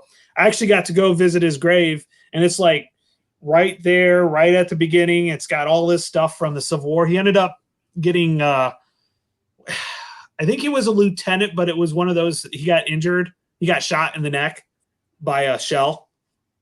Not a mini bullet, by a shell. So like a cannon shell. He survived, obviously, because but yeah. But it was. I found his. They actually he did a diary while he was going through it, so I've got to read a lot. Like he had General Meade actually like inspected his unit, and so it's just so Gettysburg has a little special has a special feeling to me because of that, and so that's always good when not, and that's what I kind of started off is I wanted to play all the battles that he was in. Yeah. And then I couldn't find all of them, so I kind of got off track on that one. But anytime I get a Civil War game from 60, any battle from about 63 on, I always look for the 44th New York counter because that represents my great grandfather. Yeah. Hold on, I'm just trying to find the link for the page.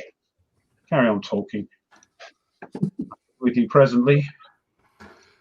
All right, well, he's looking that up. Just a friendly reminder, if you're not part of our Tack Up Wargaming Facebook group, come on down. What the hell are you doing? Why aren't you part of our group? Because we hang over there. We talk good stuff. We link everyone's videos and even Rough Swordsman's videos once in a while if he puts out some quality content once in a while. So we'll do that. Was that a compliment? I'm not sure. Of course, it was a backhanded compliment. It was a backhanded compliment. Of course, it's one of those things. I am all about compliments. That's all I am always about compliments. Okay. So yes, that's my only American Civil War game. I know two things about the American Civil War: nothing and sod all. So, I love British expressions. I'm sorry, I do love British expressions. They're like the best thing. It's like ID's like, what was that? I'm like, that's like the funniest thing. Like I like you guys have expressions for everything. I say them all the time to him. He hasn't got a clue what I'm talking about. I don't either, but once I find out, I think it's funny. It takes me a little, Crikey, that's all I got to say. Crikey, Whitey, and I've got the ump now. You got the what? Ump. You don't even know what this is? That says something. Oh, no, that's B, isn't it? It's a B. Sorry, it's starting to fade away on the bottom bit of that B there. You want to watch it. You can't go outside of that. You'll get arrested. Yeah, over in England, for some reason, like Buckeyes is a bad word or something. No, Buckeyes is fine. I thought it said something else. Sorry. We don't even know. My dodgy old eyes. Sorry about that. Oh. So we're going to be wrapping up here in about 10 or 15 minutes. So if anyone has any questions for Tony about his channel, and let's talk about for a minute what we got coming up. Tony, what do you got coming up on your channel? You wrapped up your D-Day of Peleliu. Yep. What's the next project you're going to work on? I'm trying. He's going to show me up. That's what he's going to do. I'm trying to show Ruff up with Rommel. I'm playing the same scenario as him. Wait a minute. Is this the scenario where he couldn't literally get out of the first box? Yes. Okay. All right. Yeah. All right. I say. So that one's next. I am debating. I got that Picket Duty game. Oh, yeah. And I'm debating between either doing Picket Duty or doing the Stalin's Fury.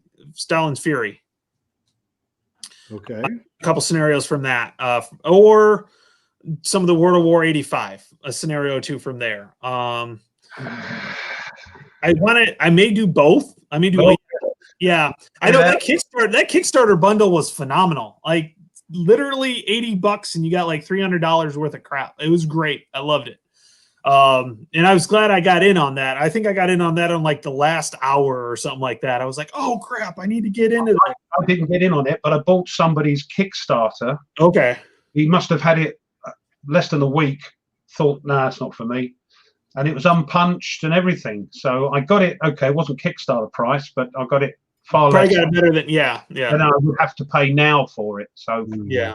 But I've got to get that. So I really like, and I know those two systems are similar in quite a bit. And I was thinking about ID. I know you did the tutorial for the White Star Rising for that one. I think I might do the Stalin's Triumph one and then do a scenario. I don't know. There's so much I want to get. I have Skies Above the Reich that I want to get going. I got that one. It's Skies Above the Reich, right? What? Yeah. Jeremy White, yeah. And I have Holland 44, Stalingrad 44, Ardennes 44. I kind of want to get those to the table. I also have Navajo Wars and Comancheria I want to get to the table. It's I've got a ton of stuff that I want to get, but definitely going to do the Rommel, just because I think it'll be fun to do a little competition. I didn't realize Ruff was going to be that bad. I mean, it's going to make my job easy. Don't you start. I have enough trouble with him. No, so I mean, all you have to do is one episode and get out of the first box, and you'll be better. I could have started again. I could have done a Tony and done take two, but no. What you get is what you get. You see. Yeah. I started over and still lost. So let's not go there. Okay. There's so much. I also want to get the Great Battles of American Civil War on the table. I have that Death Valley box, so there's a lot of small battles in that one, which would be great. It's so much I want to get out and start playing. I actually had to cut down on my videos because of school, because it's insane right now. I'm converting everything into digital and all virtual. And so it's actually starting actual teaching on Tuesday because we have Labor Day. We don't have as many holidays as you Brits. You Brits have these bank holidays all the freaking time. Yeah. You know, and I kind of get jealous of like over in Spain and Italy, they have those siesta. They don't have the 4th of July. Only just. So I've actually, but the nice thing is now when I did Königsberg, when I did my videos of Königsberg, I actually came home from school. I have about an hour before the boys get home. My daughter just comes home and goes up to her bedroom. She's like a teenager. So my son does that. Yeah. So then it gives me an hour. So I'll just come down into my war room and record. I should take you over there, but I actually got a desk for free and I redid it. And I have 2 desks. I have one so I can have 2 games going.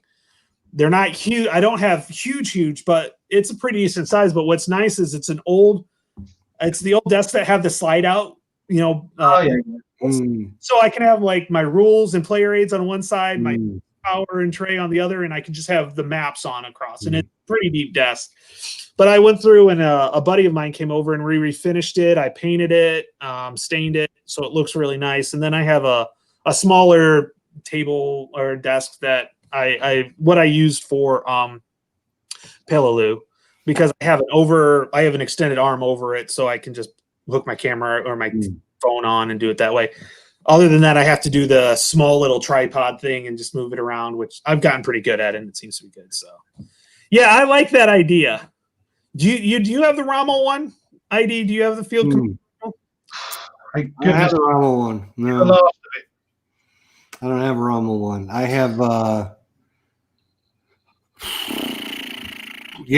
don't have that one. I got the Sherman Leader, Tiger Leader.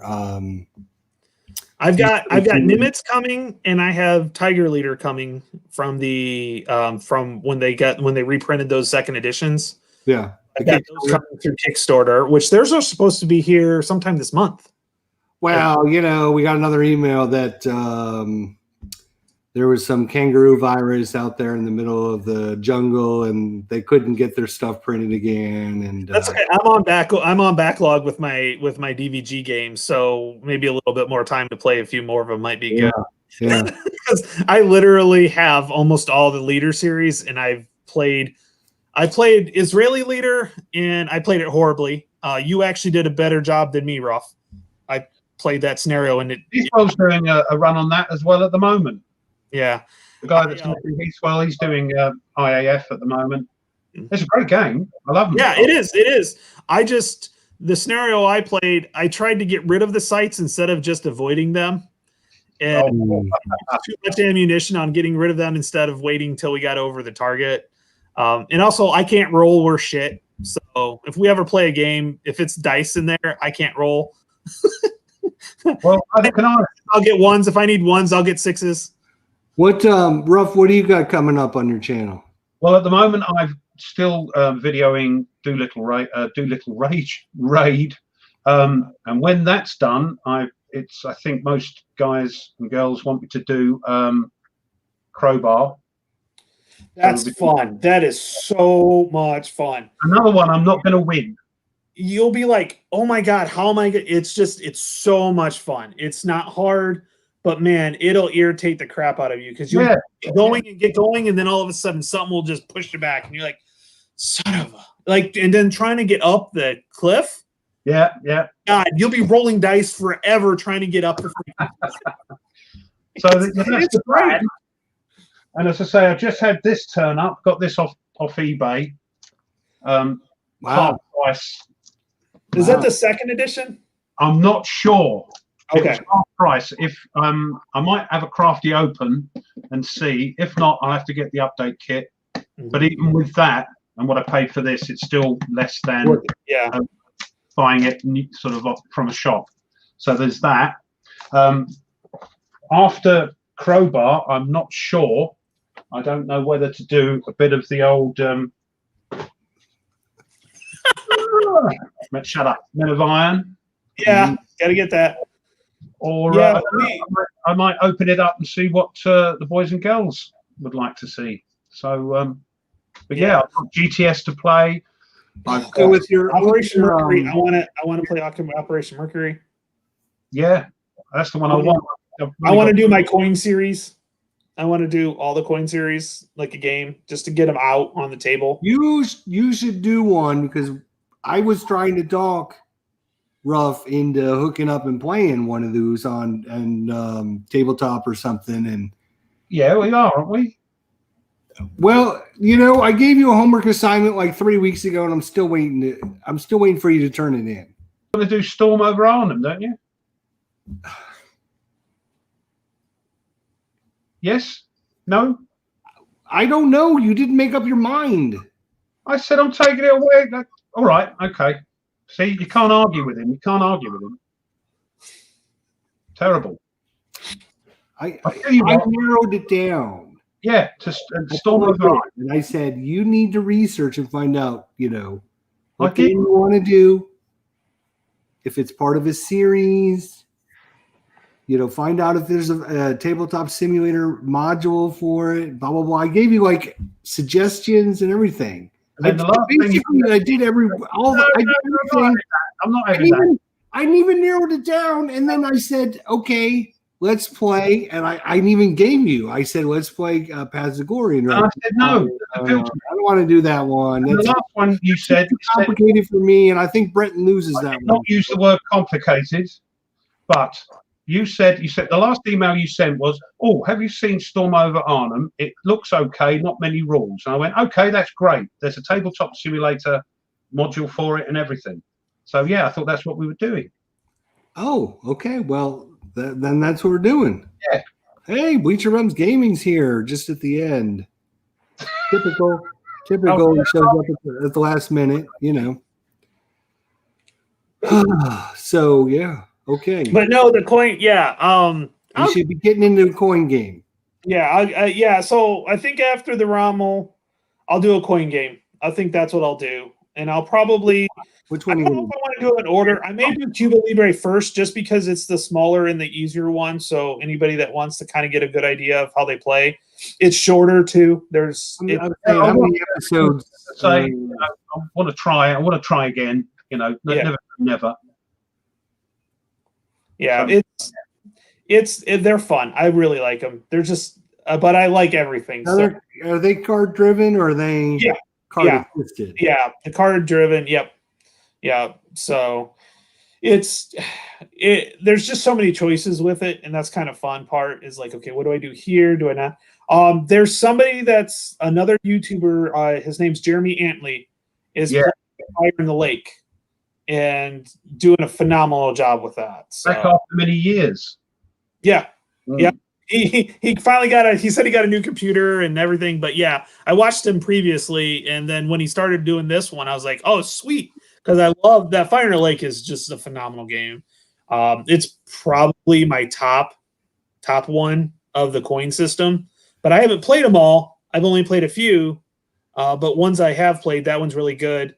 The Liberty or Death, I like that one, but it says 4-player.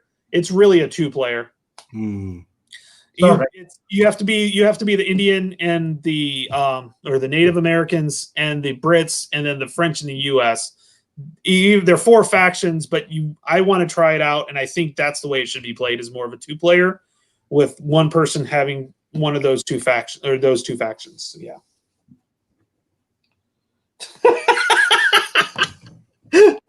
Yeah. Could be. I'm sure he was. Yeah, but they get that good wine. You get that good wine isn't that over there glass from 150 years ago. No, not the wine. The glass was. The glass from 150 years old. Yes. How do you know? Because I know. There's a mark on the bottom of them. No mark. I know by the style, by the color, by the finish, by the wear, by the pontool. You're talking about the glass, not the wine, right? Talk about the glass, yes. Okay. You just described how wine, the finish and everything. I'm a big wine guy. I love wine. Love wine. What am I drinking at the moment? I'm drinking a Malbec at the moment. Oh, that's nice. Nice. I like that with grilled food.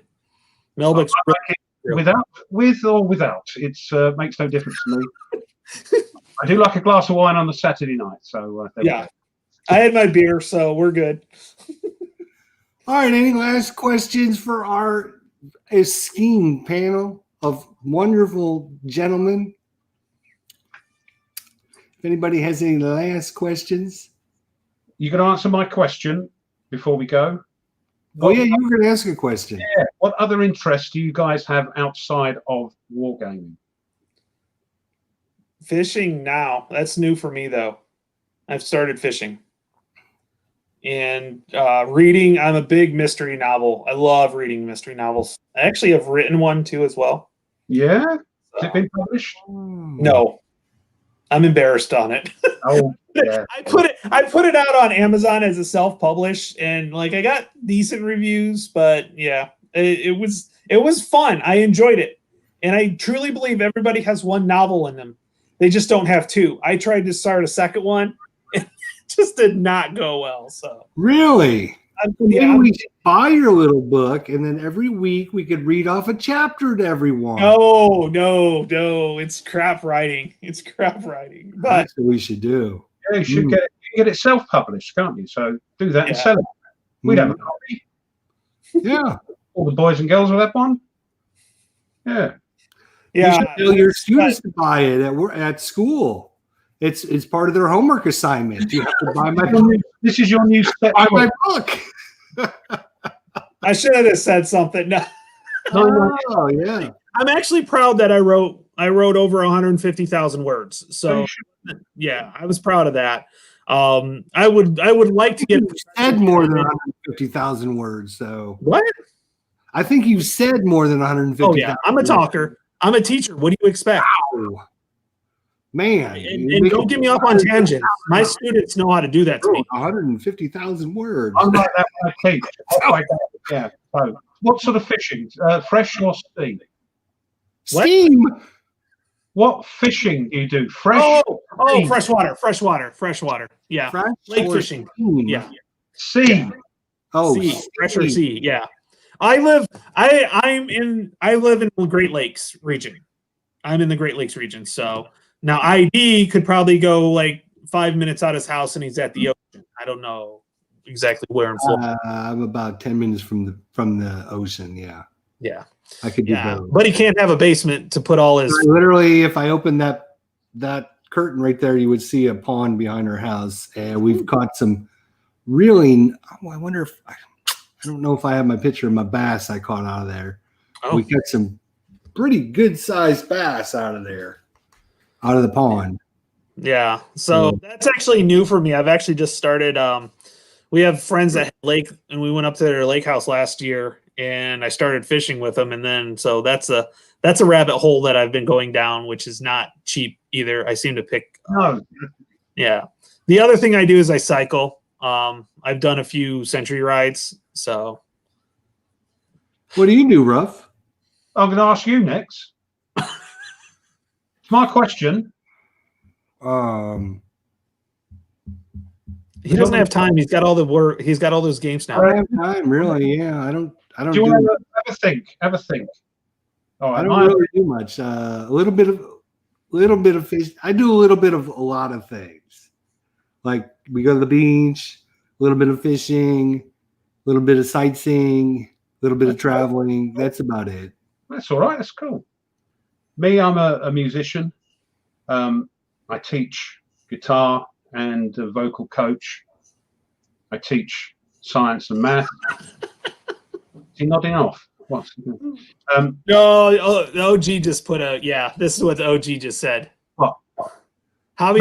Yeah, that's what I'm saying. I don't know. But also, so music, I used to perform a lot live, but of course can't do that. Yeah, that's about right. And all look. So, and magic, I'm a magician, and other things, actor, everything. So there we go. That's what I do. Yeah, I'm kind of I do a lot of different stuff. I really do. So, I mean, between work and then coming home and unboxing a package every day, tiring. Spend freaking 10 hours counter clipping 2 freaking sheets. Oh, don't start again. Oh my God. It's good to see you getting the old girl out again. Because those things you've got, they're just a waste of bloody time by the looks of it. You have to finish you were using that. If we had another hour, we could talk about counter clipping. Oh my God. Stick a die on it, you'll be fine. I don't even need to do that. That's not even a problem. I've actually taken out those blue pieces in the middle. Yeah, I've broken one, you see. The thing's just they fell out. But so I put that in. So I can't overpress it. Oh, so you can't push it down too far. that thing's heavy though. I mean, you really get a good forearm workout doing that. But it's so easy to just go click, click, click, click, click, click. Yeah, but that's really fiddly. Oh, look, I've ruined another one. That's 200 I've ruined. Look, look, another. Did you see him the other night? Yeah, you saw him. Yeah. Oh, what an embarrassment. And he wears a glove too. What's up with that? I was going to get me glove and baby oil, but I think that was the wrong channel. Was it? No. I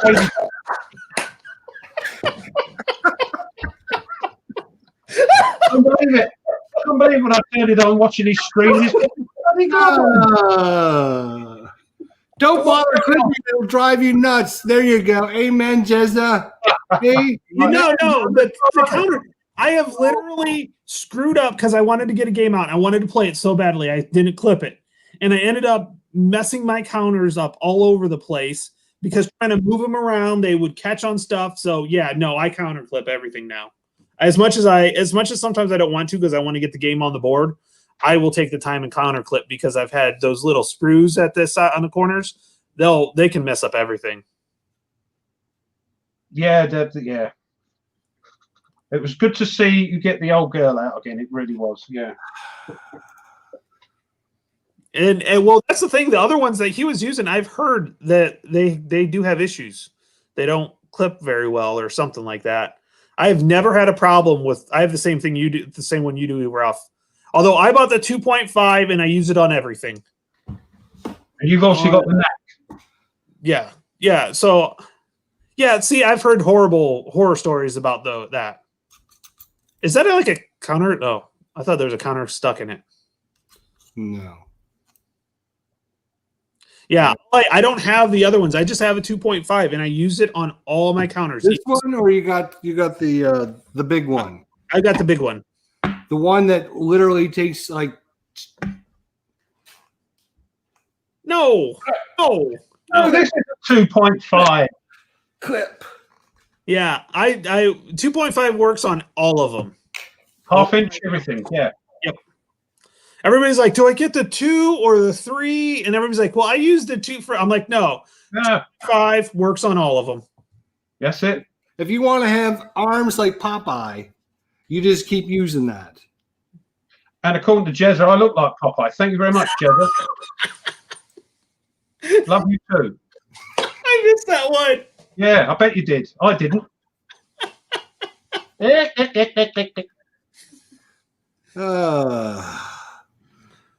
Well, unfortunately, we're having such a good time. We're gonna have to end sooner or later. Oh, shopping. She's not back yet. I was expecting. And we will not be having an episode next week because I'm gonna need a week off from this. After this, I'm gonna have to take at least a week off.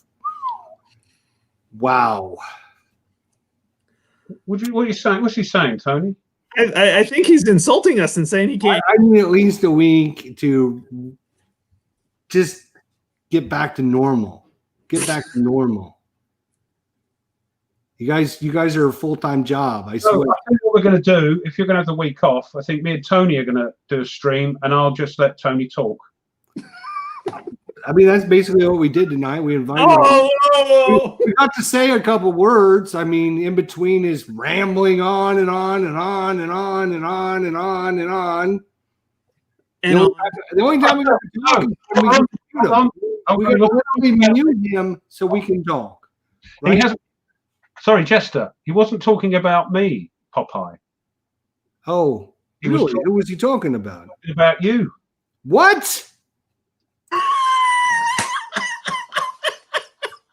Well, we can put that. It's there. Look. We put him in timeout for 5 minutes. He's in timeout. He can't chat anymore. No chatting. Oh dear, oh Lord. This was fun. I had fun. This is a blast. It's fun. Yeah, it's fun. It is fun. All right. Well, I can hear the wife getting things finished up for din time. So, Oh, I've had mine. We had fish and chips tonight, me and the boy. Oh, jealous. really? Proper old English fish and chips, yeah. Oh, I love fish and chips. Lots of vinegar, lots of salt. Don't you have? Is there besides that in your little pot pie thing? Do you have anything else over there? Pie thing? What are you talking about? Some kind of pot pie thing you have over there. Pasties. What's it called? It's pasty. You mean Cornish pasties? Yes. You got some kind of pot pie, and you have fish and chips. That's all you have, and beer, and wine. The best beer in the world, apart from Belgium. Oh, wait. Oh, whoa. Oh, he's got. Belgium has the best beer. No, them's fighting words, Are but they? I don't.